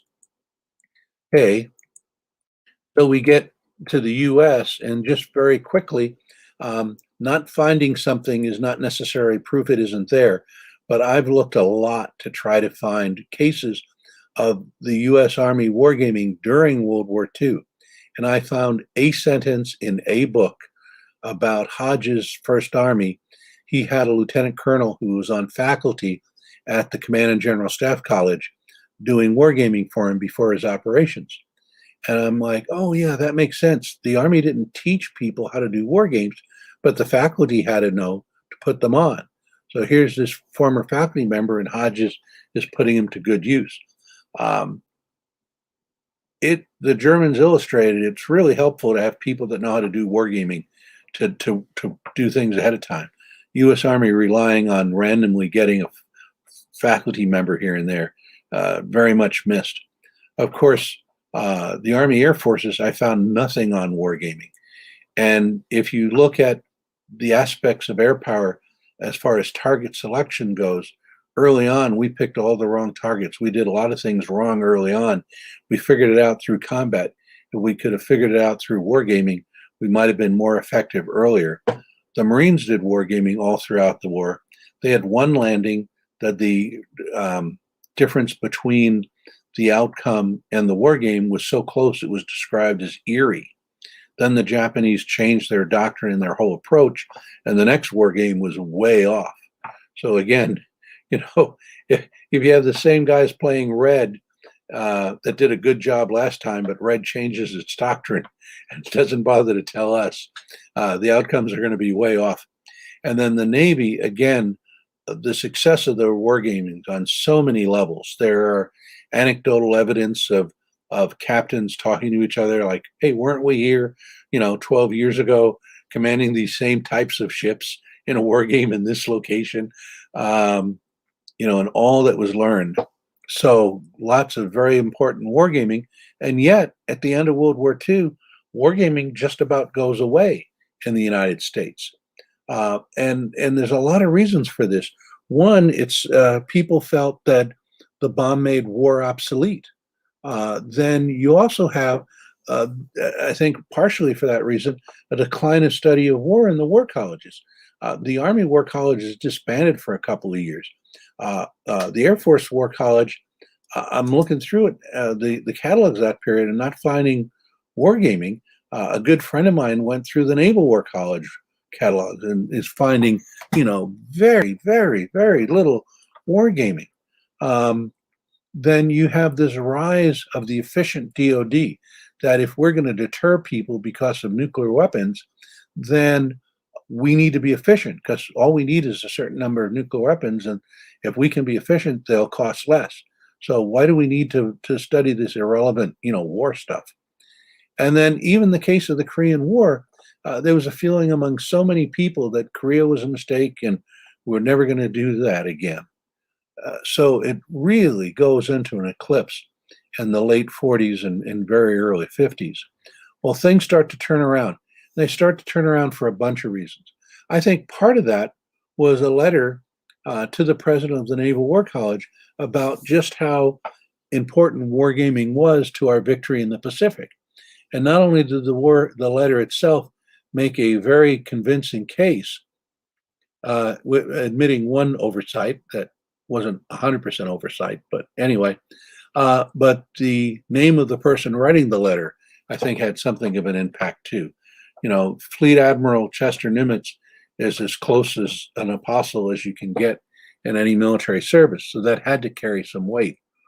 Also, you had the onset of the Cold War, the assumed credibility of computers. Computers start getting used in war games, and since computers are the future and they're being used for war games, how could war games be obsolete?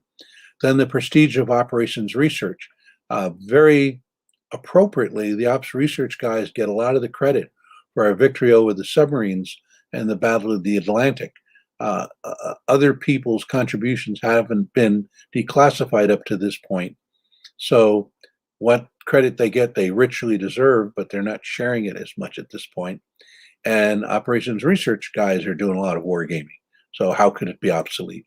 But the biggest thing is that there's a revulsion against this whole management mindset in Vietnam. There's several books written about, young captains coming back from Vietnam saying, we're never going to do this again. And a whole shift towards minding your knitting and paying more attention to war. But finally, people starting to realize the obsolescence of war has been greatly exaggerated. So even in the 50s, you start seeing progress being made. The Navy has the first computerized war game anywhere in the world. The Marines have a landing force season. The Army has this silly wargaming thing where they don't want to admit the Soviets are our adversaries, so they invent a country called aggressor with funny hats and flags and stuff. And then Rand does some really groundbreaking wargaming for the Air Force. Unfortunately, a lot of it is still classified this many years later, but the use of hexes, so many attributes of not only modern military wargaming, but in civilian wargaming comes out of Rand at this period. And then internationally, the Soviet Union does not go into eclipse in wargaming. Even in the late 40s, when the country is really just hanging on by a thread and stealing every factory they can get their hands on, try to make up for the horrible destruction inside the Soviet Union, and not reinvesting in machine tools and all the rest. They put an awful lot of effort into doing this massive collection of data on the Great Patriotic War. So they compile how long it takes for a battalion to cross a river of so much width and such a bank, and they develop probability distributions and all the rest. And all this actual real world data is going to be used for their adjudication of their war games going forward. And not only their war games, but the war games taught to their satellite nations in Eastern Europe, the war games taught to the Chinese, to the North Koreans, to the Vietnamese, to their Arab client states. So Soviet-style wargaming has a big impact on the second half of the 20th century. And unlike World War I, where Edison and others have kind of OR-ish type of procedures being used that go away at the end of the war, the United Kingdom in particular preserves their operations research efforts and continues to use them to great effect during peacetime. And of course, among the methods are wargaming. And this is what a war game looks like in the early 50s, not really much different than during the 20s and the 30s and the early 40s. Just a couple of years later, this is what a naval war game looks like. And again, it's kind of interesting looking at the documents at the time. When this is getting started, the articles are like, this is like the reinvention of the printing press. This is the greatest advance ever. And then you read an article 10 years later and you're like, it says, well, nothing's quite perfect. And then you read an article 10 years after that and it's like, that darn thing never did work. You know, you need an A model of everything. But we had lieutenant commanders with slide rules figuring out the adjudication, then would just project it up on the big screen. And then we get into the 1960s and we see wargaming really at the heart. In fact, in the late 50s, Eisenhower directs the creation of Palmyra Wargaming down in the basement of the Pentagon, the SAG-D guys, the Studies, Analysis, and Gaming Division. And they're still doing it today. Then you have the naval folks up at the Naval War College going to more sophisticated computerized adjudication that works more often, more reliable, and it depicts a larger geographic area and larger forces and weapons that have greater range. Then you have the Army making the case for the Air Mobile Division. Before his death, Colonel Macedonia told me that as a young major, he briefed McNamara and he said, we wargamed this out two different ways, one with the Air Mobile Division and one without. And we showed McNamara where the front lines were after 7 days in both cases. And he said, Army's been trying to sell me this for months. I'm now convinced. And McNamara took the money away from the Air Force. The Skybolt project got canceled and gave the money to the Air Force so they could get their Army, so they get their own mobile division, which that was then promptly sent to Vietnam. And then speaking of the Air Force, you start getting wargaming done at the professional military education schools. And in most cases, or in every case I found, the war games that are starting to get in the curriculum are sanitized, declassified, or downgraded version of the war games that Rand created for SAC are now starting to be used for Air Force officers as they're going through PME. And then internationally, the UK and Canada are still doing a lot in operations research. And wargaming in the Vietnam War is an interesting case. The North Vietnamese used the Soviet method of wargaming. Soviet method of wargaming is basic one-turn war games. So the two sides come up with the plan for the battle, the campaign, or the war. They give them to the adjudicators. Then they take the train back to their home station. The adjudicator takes however long it takes to do the adjudication, and then calls them back. And then the both sides get briefed.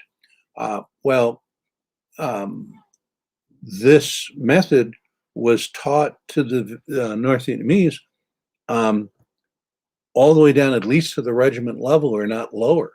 And when we would get into their base camp areas, we would find these terrain models of our fire bases and our different installations. And it took a while, but late in the war, before we figured out that this was wargaming. For a lot of the war, our army brought over these special units to try to intercept the communists' radio frequencies. And they kept trying different frequencies and different methods of intercept. And they knew the communists must have radios because they're having these very sophisticated attacks where this feint went this way and these guys went this way and all the rest. They also had a problem in that the North didn't use wear rank south of a certain latitude when they might be in combat, and for interrogation and everything else, try to segregate out the officers and talk to them first. So we couldn't figure out how they were communicating. We couldn't figure out who the officers were.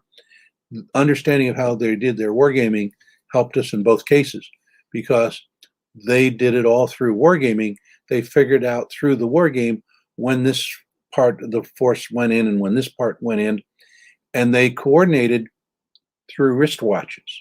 North Vietnam was a very poor country. The only people with wristwatches were the officers that had to know when to execute their part of the plan. We weren't intercepting radio messages because there weren't any. So very, very effective use of wargaming, and at the very lowest level. So at any one day, the North is doing hundreds of war games simultaneously.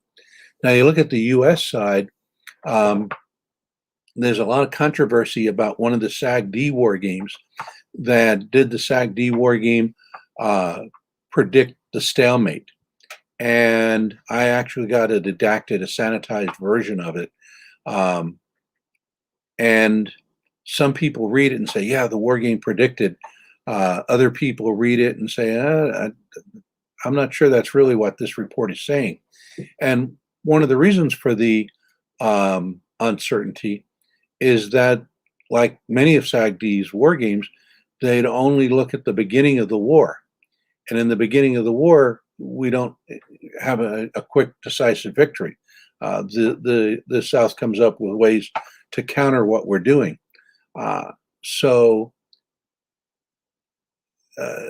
Was the fault that we didn't listen to the game or the game didn't go deep enough? Then as far as wargaming in theater, again, not finding something isn't necessary proof it doesn't exist.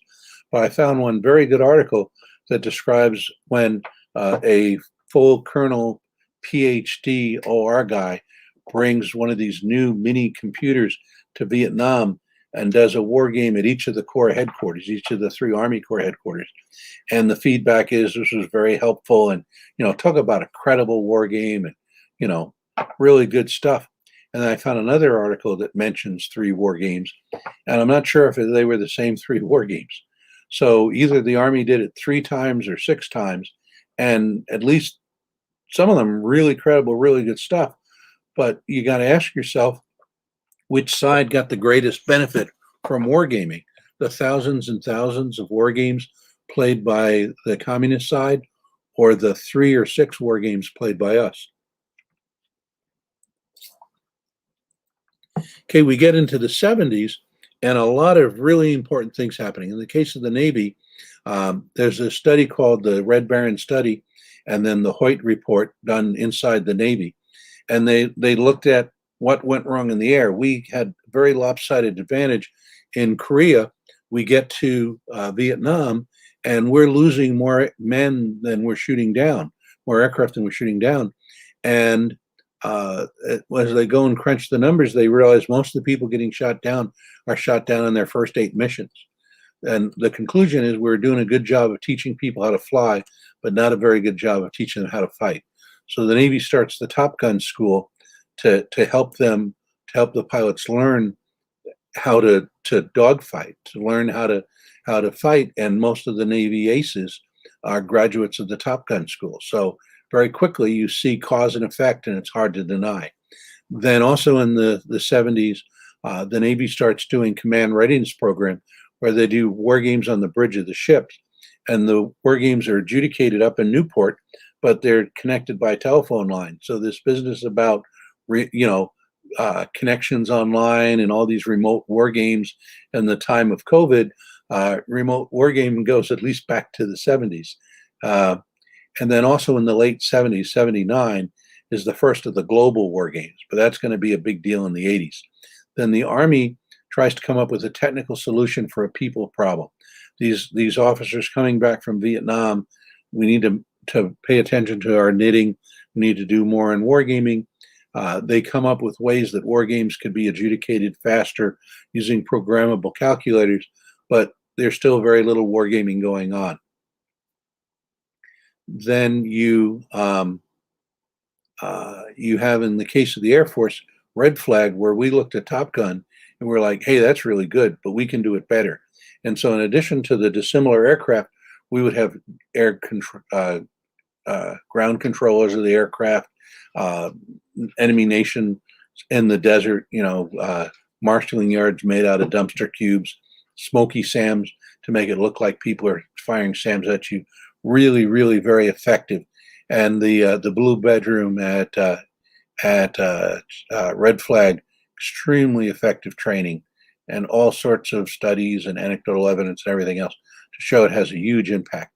Then we get to the 80s, and we have wargaming being used more for plan development, and this is the golden age of global.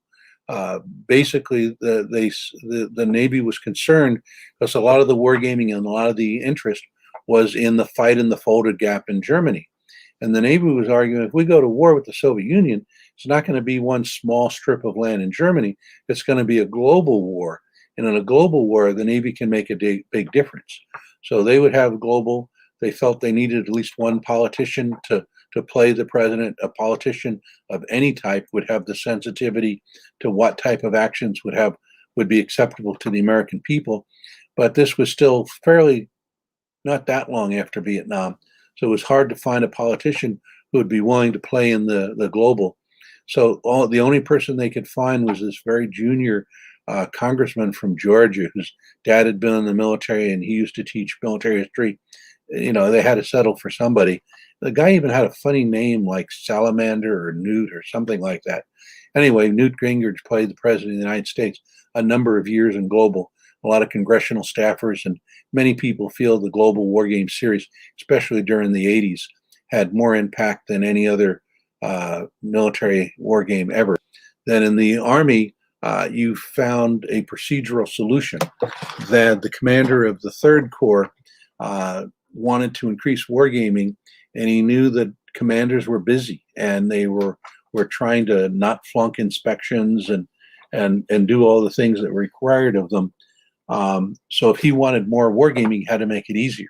So all of his bases, army posts that had a maneuver brigade or larger, were directed to have a wargaming center. And these were very unsophisticated centers, at least in the beginning. Some extra major they found somewhere, and a few privates and a couple of sergeants, and they would brew the coffee and sharpen the pencils and get the war games all set up and ready to go. So when the brigade commander or the battalion commander or the company commander brought his staff in to do a war game, they could just do the war game. And then the Marines were very impressive during this time period. They had a different type of war game for every level of war. So they had miniatures, terrain tables with little tiny tanks for the more tactical level, maps for the more operational level, computers for the more strategic level, very sophisticated stuff. And then as far as the combatant commands, everyone was supposed to be wargaming their plans at, but the CENTCOM was really doing it, and that would become very helpful here in the near future. And then just as the first global was in the late 70s, but it came into its own in the 80s. In the late 80s, DARPA started looking around at something they were trying to decide what to call, maybe DARPANet or something, but that's really a story for the 90s. Then again, National Training Center, very, very sophisticated stuff from the Army, and keeps getting better and better. Okay, then we get to wargaming in the Gulf War. The Iraqis used the Soviet method of ground combat wargaming. And we know that because we found their wargaming theaters with the bleachers set up and the train table and all the signatures. And at that time, they were sending their officers through the Soviet schools. So we're pretty sure we know how they do wargaming. One of the commercially available books on the history of wargaming says that they bought, it was perfectly legal, they bought software from an American defense contractor to wargame out their air operations against Iraq during the Iran-Iraq war. And I think it's reasonable to assume that the Iraqis had the technical expertise to change out the Iranian database with a Saudi Arabian and an American database. So some fairly reputable wargaming being done on the Iraqi side. We get to the U.S., and again, this is one of the great wargaming triumphs. In the year leading up to the Gulf War, you had the Gallant Knight series of war games looking at the different O plans.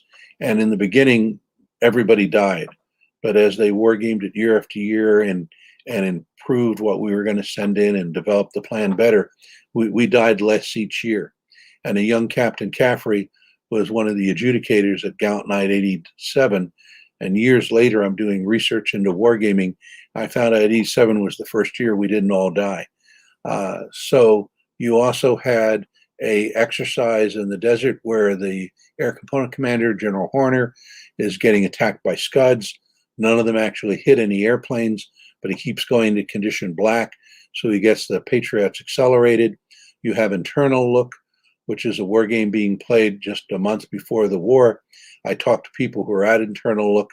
They would be in the war game, and there would be these make-believe radio broadcasts or TV broadcasts from Global World Network about Saddam did this and Saddam did that. Then they would leave the classified area to go out into the break area where CNN was on, and the speaker on CNN would be talking about how Saddam did this and Saddam did that. Then a lot of other good stuff from the war games during the Gulf War. If somebody wants more, that can be questions too. Then we get into the 90s. Navy Global loses its adversary. There's no more Soviet Union. So Global becomes this kind of a trade show for all sorts of innovational technology and software and hardware and all the rest. The Army starts, Global is, at first Global is just Global. Now it's Navy Global, and the services refer to wargaming at this level as Title 10 wargames, because each service has Title 10 responsibility to organize, train, and equip. So the Army starts doing Title 10 wargaming, the Air Force starts doing Title 10 wargaming, the Marine Corps starts and stops, and then they're going to start again after the turn of the century. And then each service starts investing a lot of money, like close to $1 billion, in modeling and simulation software. So their legacy adjudication engines can talk to each other, and that new software is built to be joint from the ground up. And an awful lot of money is spent, and depending on who you talk to, bits and pieces of the code worked out really well. And you talk to another person who seems to be in the position to know, and they say, hundreds of millions of dollars are wasted. Then we get to the globally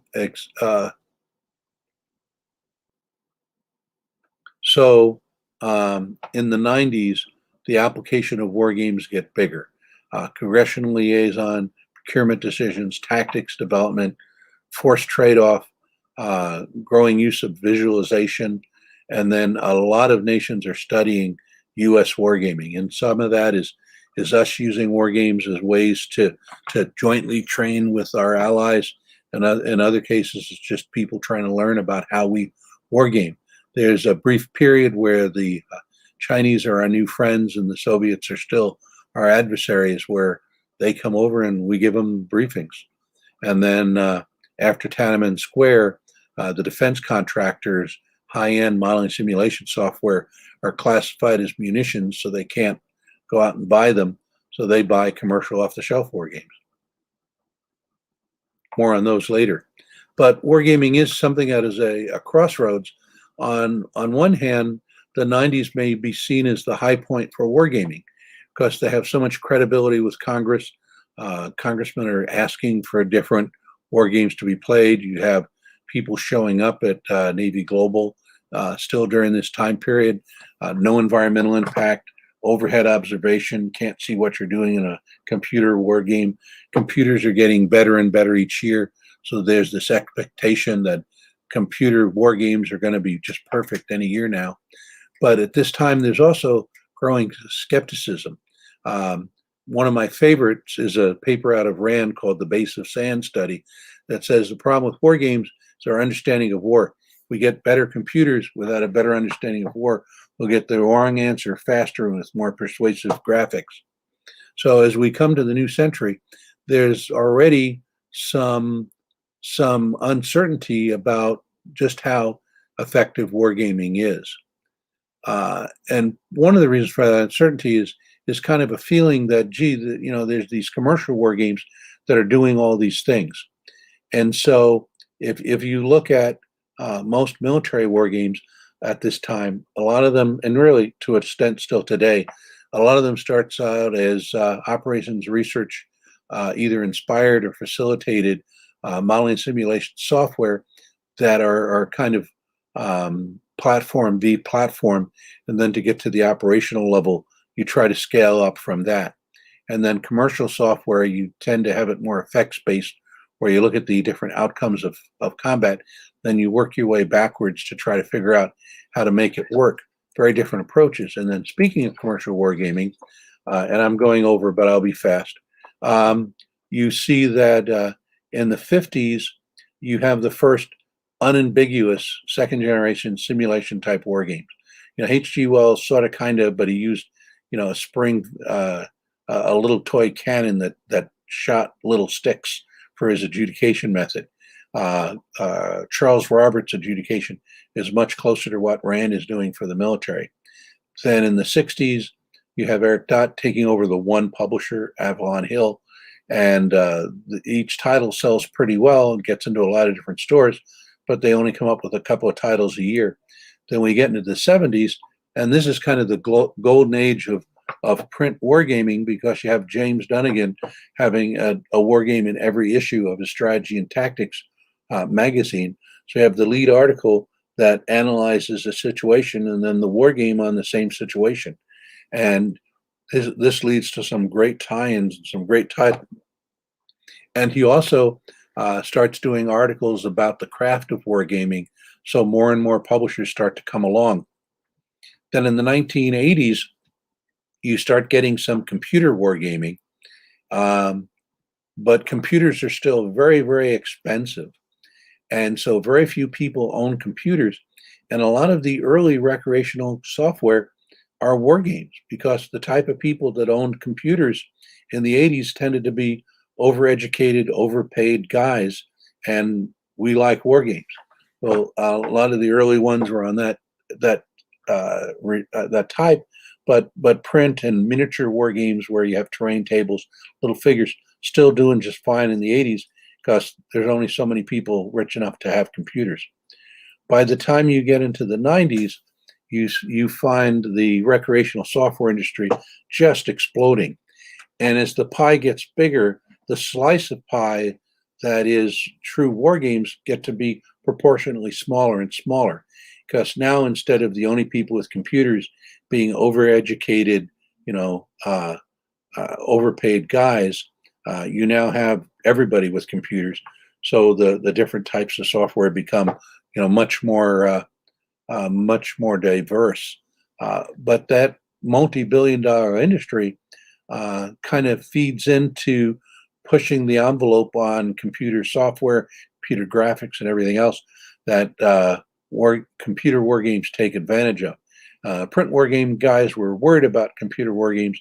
It turns out things like collectible card games and stuff like that divert a lot of the customers instead.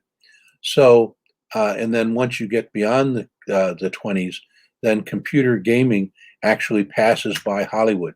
And again, it depends on whose article you read. Some say recreational software passes by Hollywood in like 2004, another person says passes by Hollywood in 2006.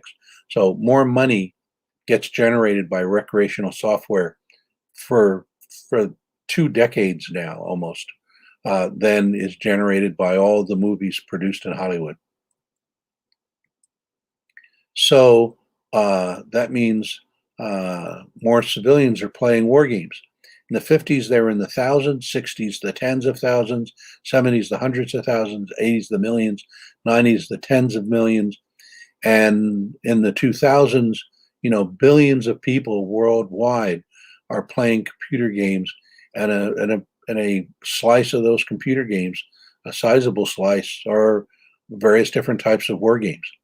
And this has an effect. This has an effect on um, technology, and it has an effect on expectations of people that have a very expensive, very high end piece of software that they play at home, and they come into base and they have this war game with a terrible interface and 20 years old graphics. It has an effect on the credibility of what might in other ways be much more credible wargaming. And so so because of this competition, because of the deliberate effort of organizations like Checkmate, like Connections, you start seeing more of a relationship between the commercial war game guys and military war game guys. Okay, then post 9/11, you really see it's been described as an eclipse of wargaming in the United States. Nowhere near atrophy, nowhere near like the eclipse after World War II.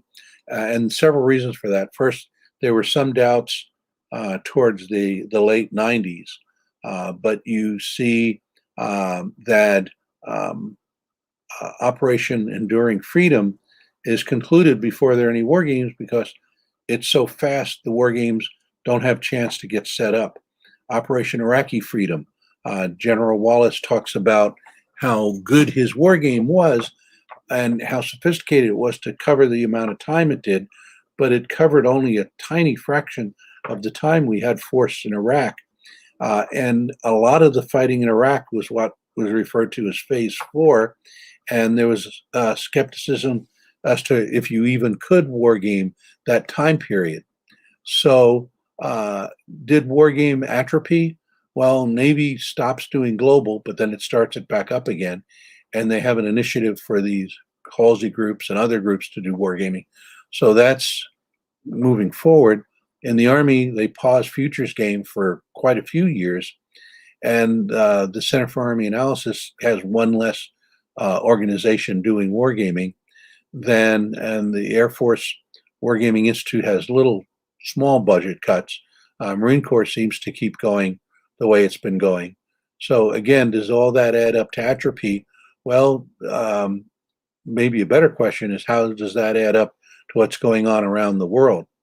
And you have China standing up just before the turn of the century, a Wargaming Institute, 300 active duty, 300 academics, big budget, taking an approach to creating war games for the entire defense force and really for the government.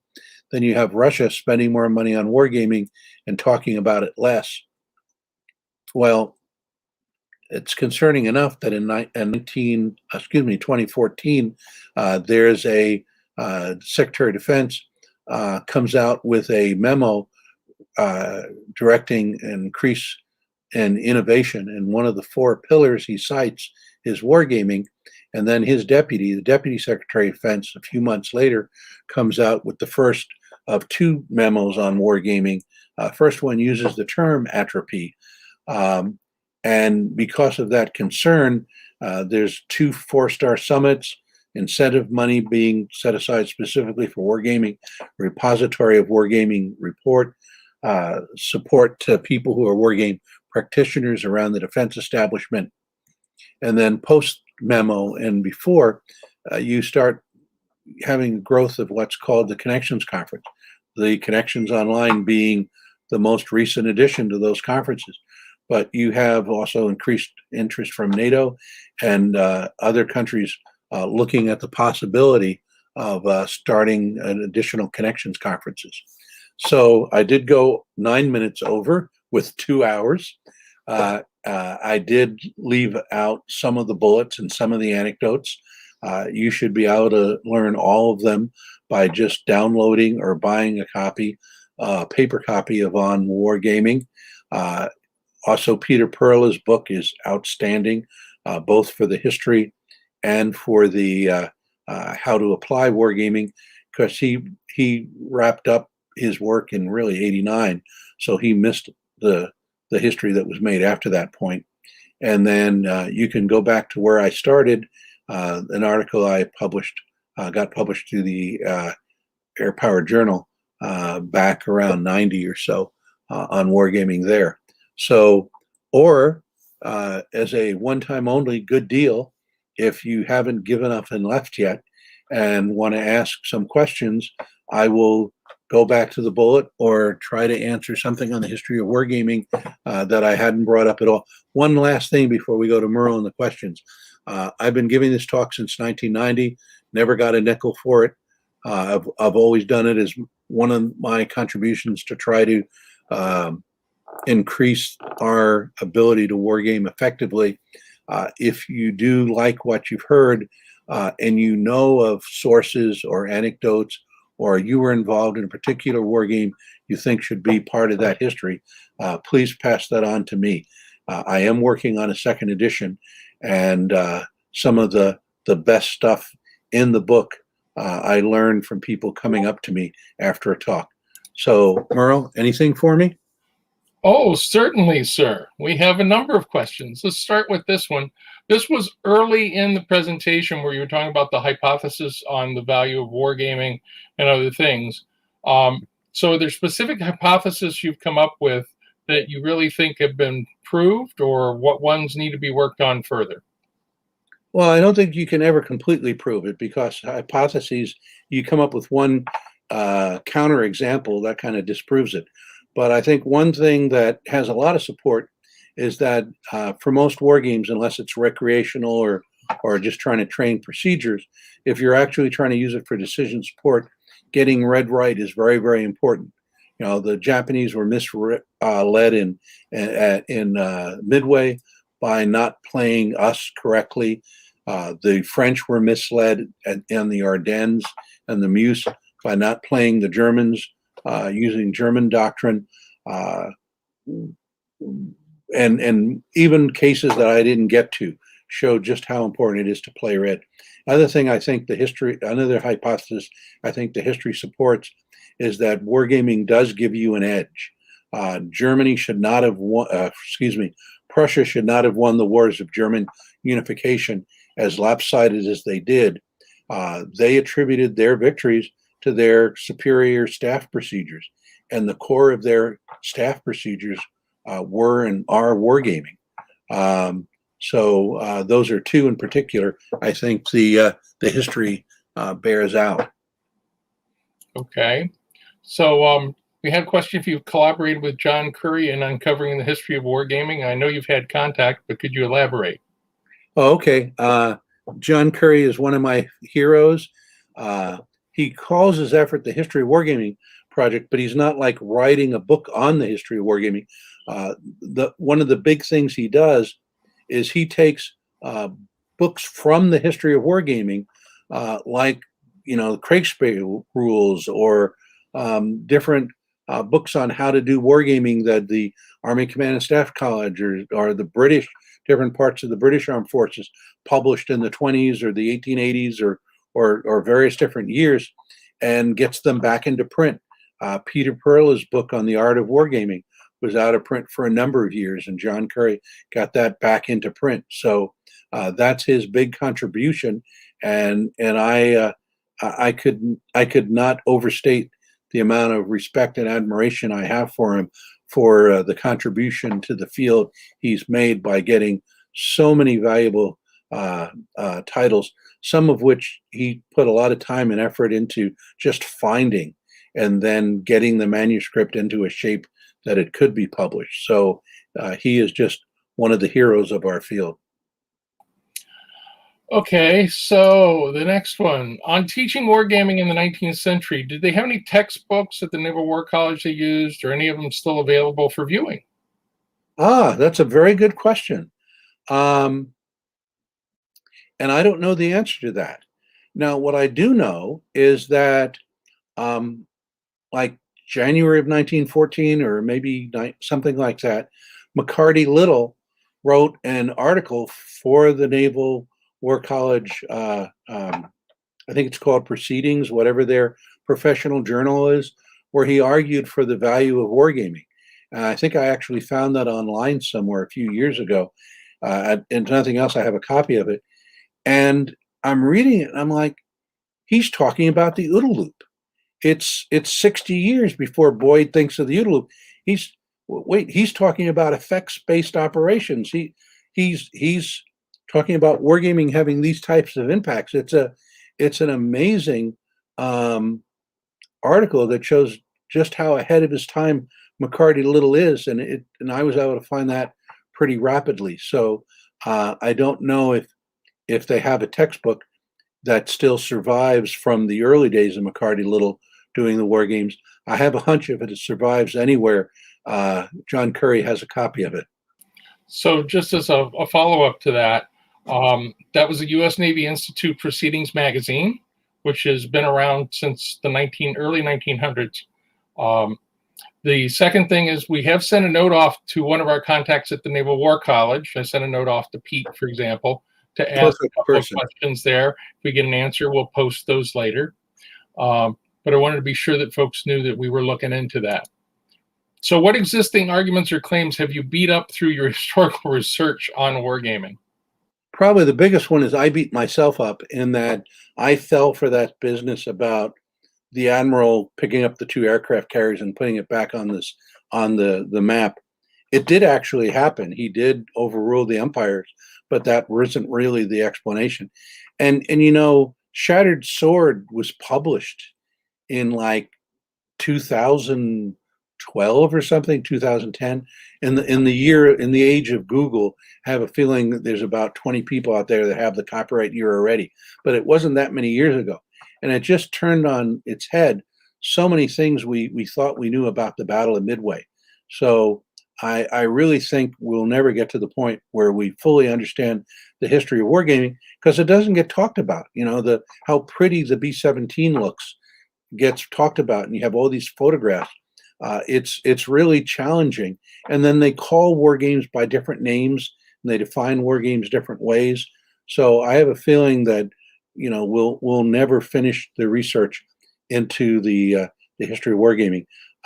Just after I had turned in my manuscript to the Navy, I finally found, we talk about, Spector talks about what he discovered about the ambassadors being exchanged. I found that the Chinese wargamed their intervention in Korea before their intervention in Korea. And in their war game, they lost. So they're like, okay, we're not going to do this. Let's come up with a new plan, and came up with the plan they executed. And that's huge. And I found that out just a couple of 3 years ago. So I'm sure there's a lot out there that I still haven't dug up. Okay, so what areas do you intend to add to the second edition of the book? Well, obviously the history that has taken place since really 2016, because I turned the book in April of 16. They had all sorts of things that delayed it, and really nobody's fault. They had a run of insanely bad luck. They allowed me to go in and bring it up to December of 16, but a lot has happened since then. I have a hunch the Army had to do more wargaming during World War II. If anything else, there's more than one lieutenant colonel from the faculty. So I'm sure there's still a lot in the history area. Then the second half of the book, really the final third of the book, is about how to do wargaming more effectively. Well, I do wargaming in my day job. I do wargaming for the Air Force, and I teach wargaming. And it's absolutely true. By your students, you'll be taught. Almost every time I teach that class, one of my students brings up something that I didn't know, or some technique, or I find out the Brits are doing something through one of the connections conferences or one of our connections speakers.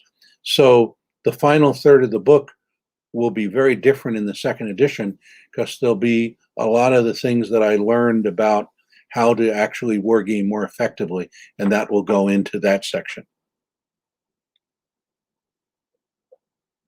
Okay.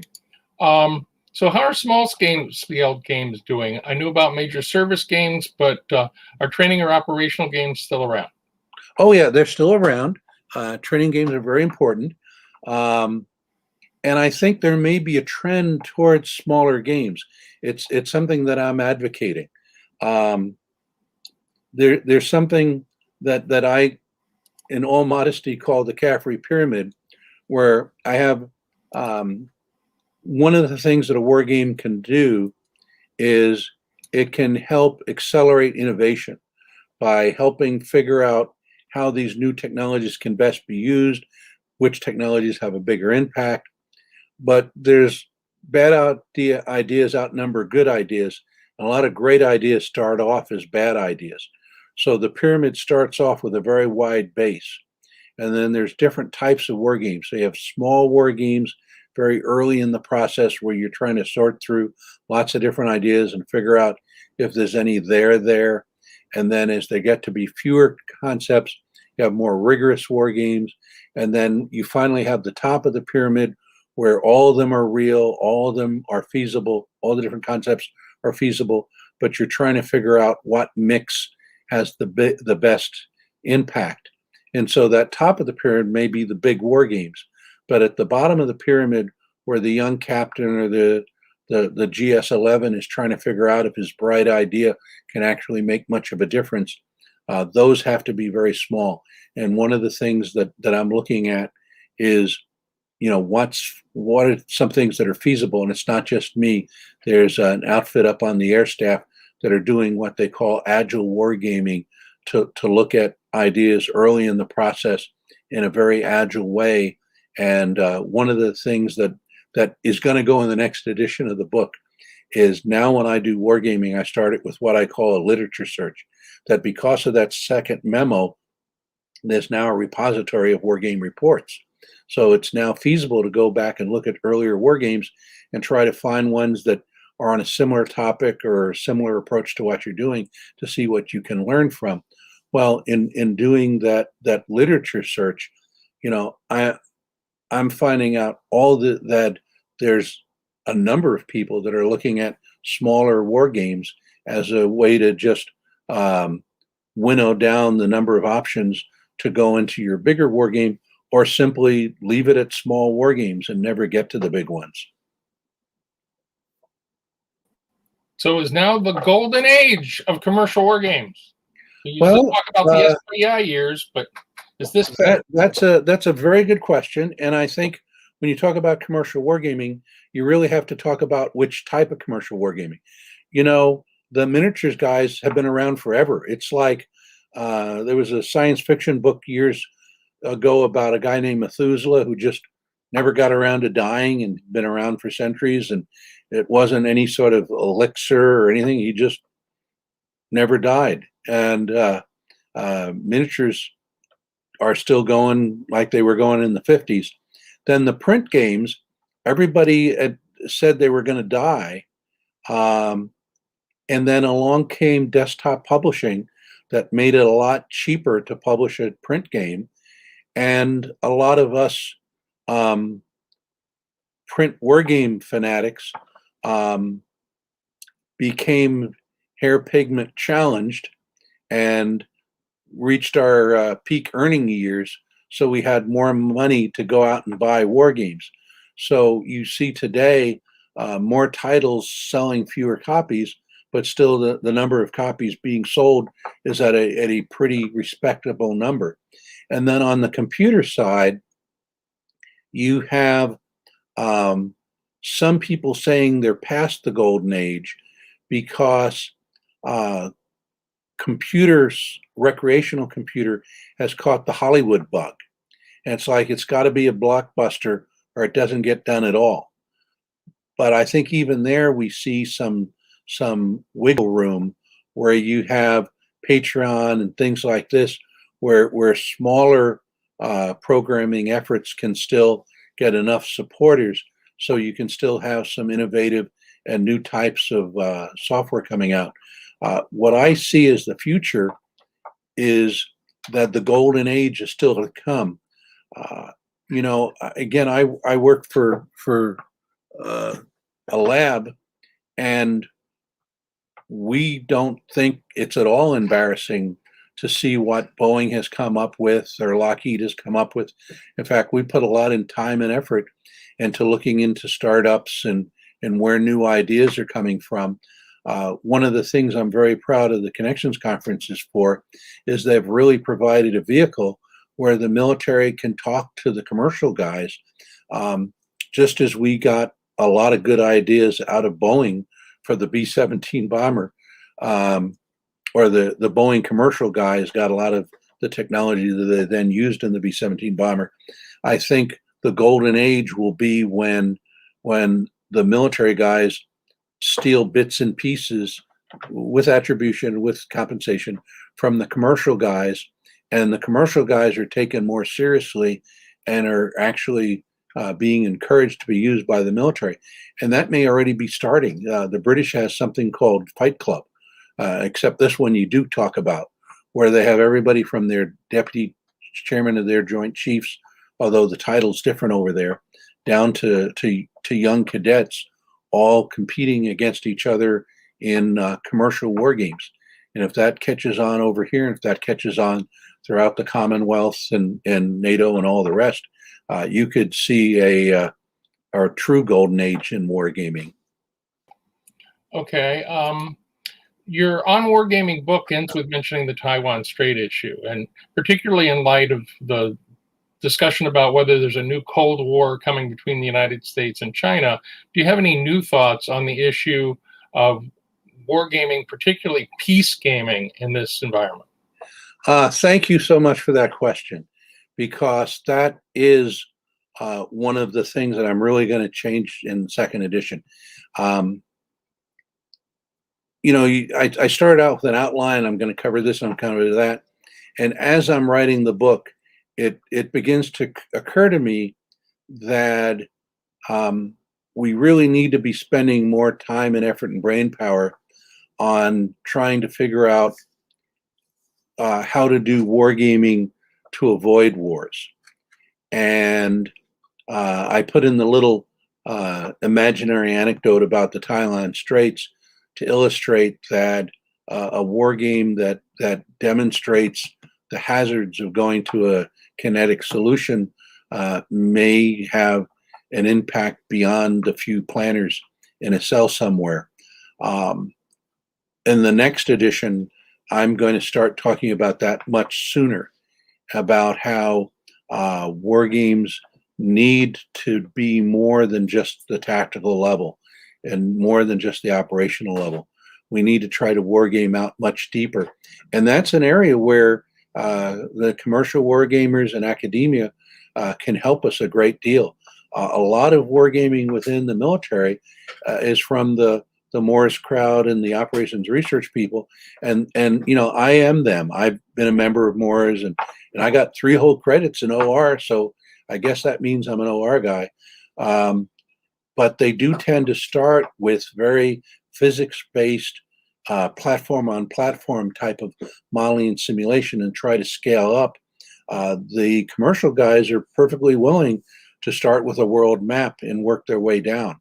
And as we, within the US and hopefully within the whole alliance, start looking at doing more wargaming to try to set the conditions to avoid war and still achieve our objectives of a fair and equitable peace and all the rest, I think the more we're going to have to turn to the civilian industry to see how they set up war games on such a scale, and if there are bits and pieces of their work that could apply to what we do.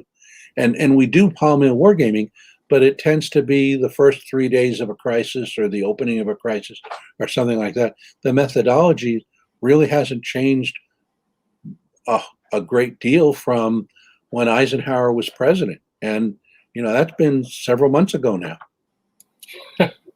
Okay.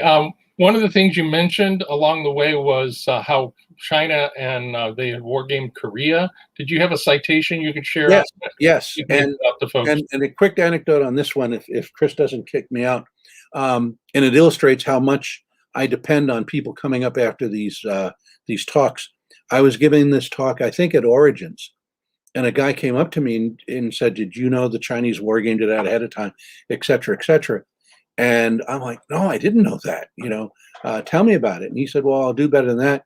Give me your address, and I'll photocopy the pages and send it to you." And so I gave my address, but a lot of people come up to me after talks, and I never hear back from them. And a couple weeks went by, and I forgot all about it. And this letter comes in the mail, and it's 3 or 4 or 5 pages from this book. And it doesn't use the word war game, but it talks about how they had this staff conference set up and a big terrain table, and they were looking at how the different forces would, and it was a war game. And I'm like, okay.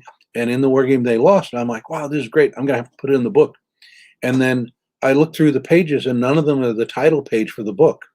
They're numbered, but it doesn't say what the name of the book is. They didn't photocopy that page. So, did it fall on the ground? And then I go to the envelope, and I can't read the return address to go back and ask the guy. So I'm like, oh my God. So I don't put it in the book because I can't say 5 random pages a guy mailed to me. And then years later, I see this book called Enter the Dragon, and it's on sale for $1. So I look in it, and there's nothing in the index about wargaming. So I'm like, well, it's $1. I'll buy it anyway. I'll read it someday. And then again, after my book had already been turned in, I finally go down my stack of books I'm going to read to this one. And I'm reading through it, and I'm like, oh my God, I remember these words. I remember these words. These are the words these are from the pages the guy mailed to me. And sure enough, now when you get it, they talk about, I think, wargaming twice. They talk about the staff study early on, in which it's clear to me that it's a war game. And then they talk about another staff study for the final push by the Chinese forces south from Seoul. And they talk about it's even less clear then, but the book itself kind of reminds me of Killer Angels. It tells the story of the Chinese intervention by interviewing people that were instrumental in the intervention, and then telling it from their point of view until they jump to the next person. So it's just a great read. And Enter the Dragon. Well, it seems we have exhausted the audience. If you have any final thoughts, please share them. Okay. And if you have anything to send me, please do. And I want to thank Merle for being the moderator. I want to thank Chris for letting me run over and not throw me out.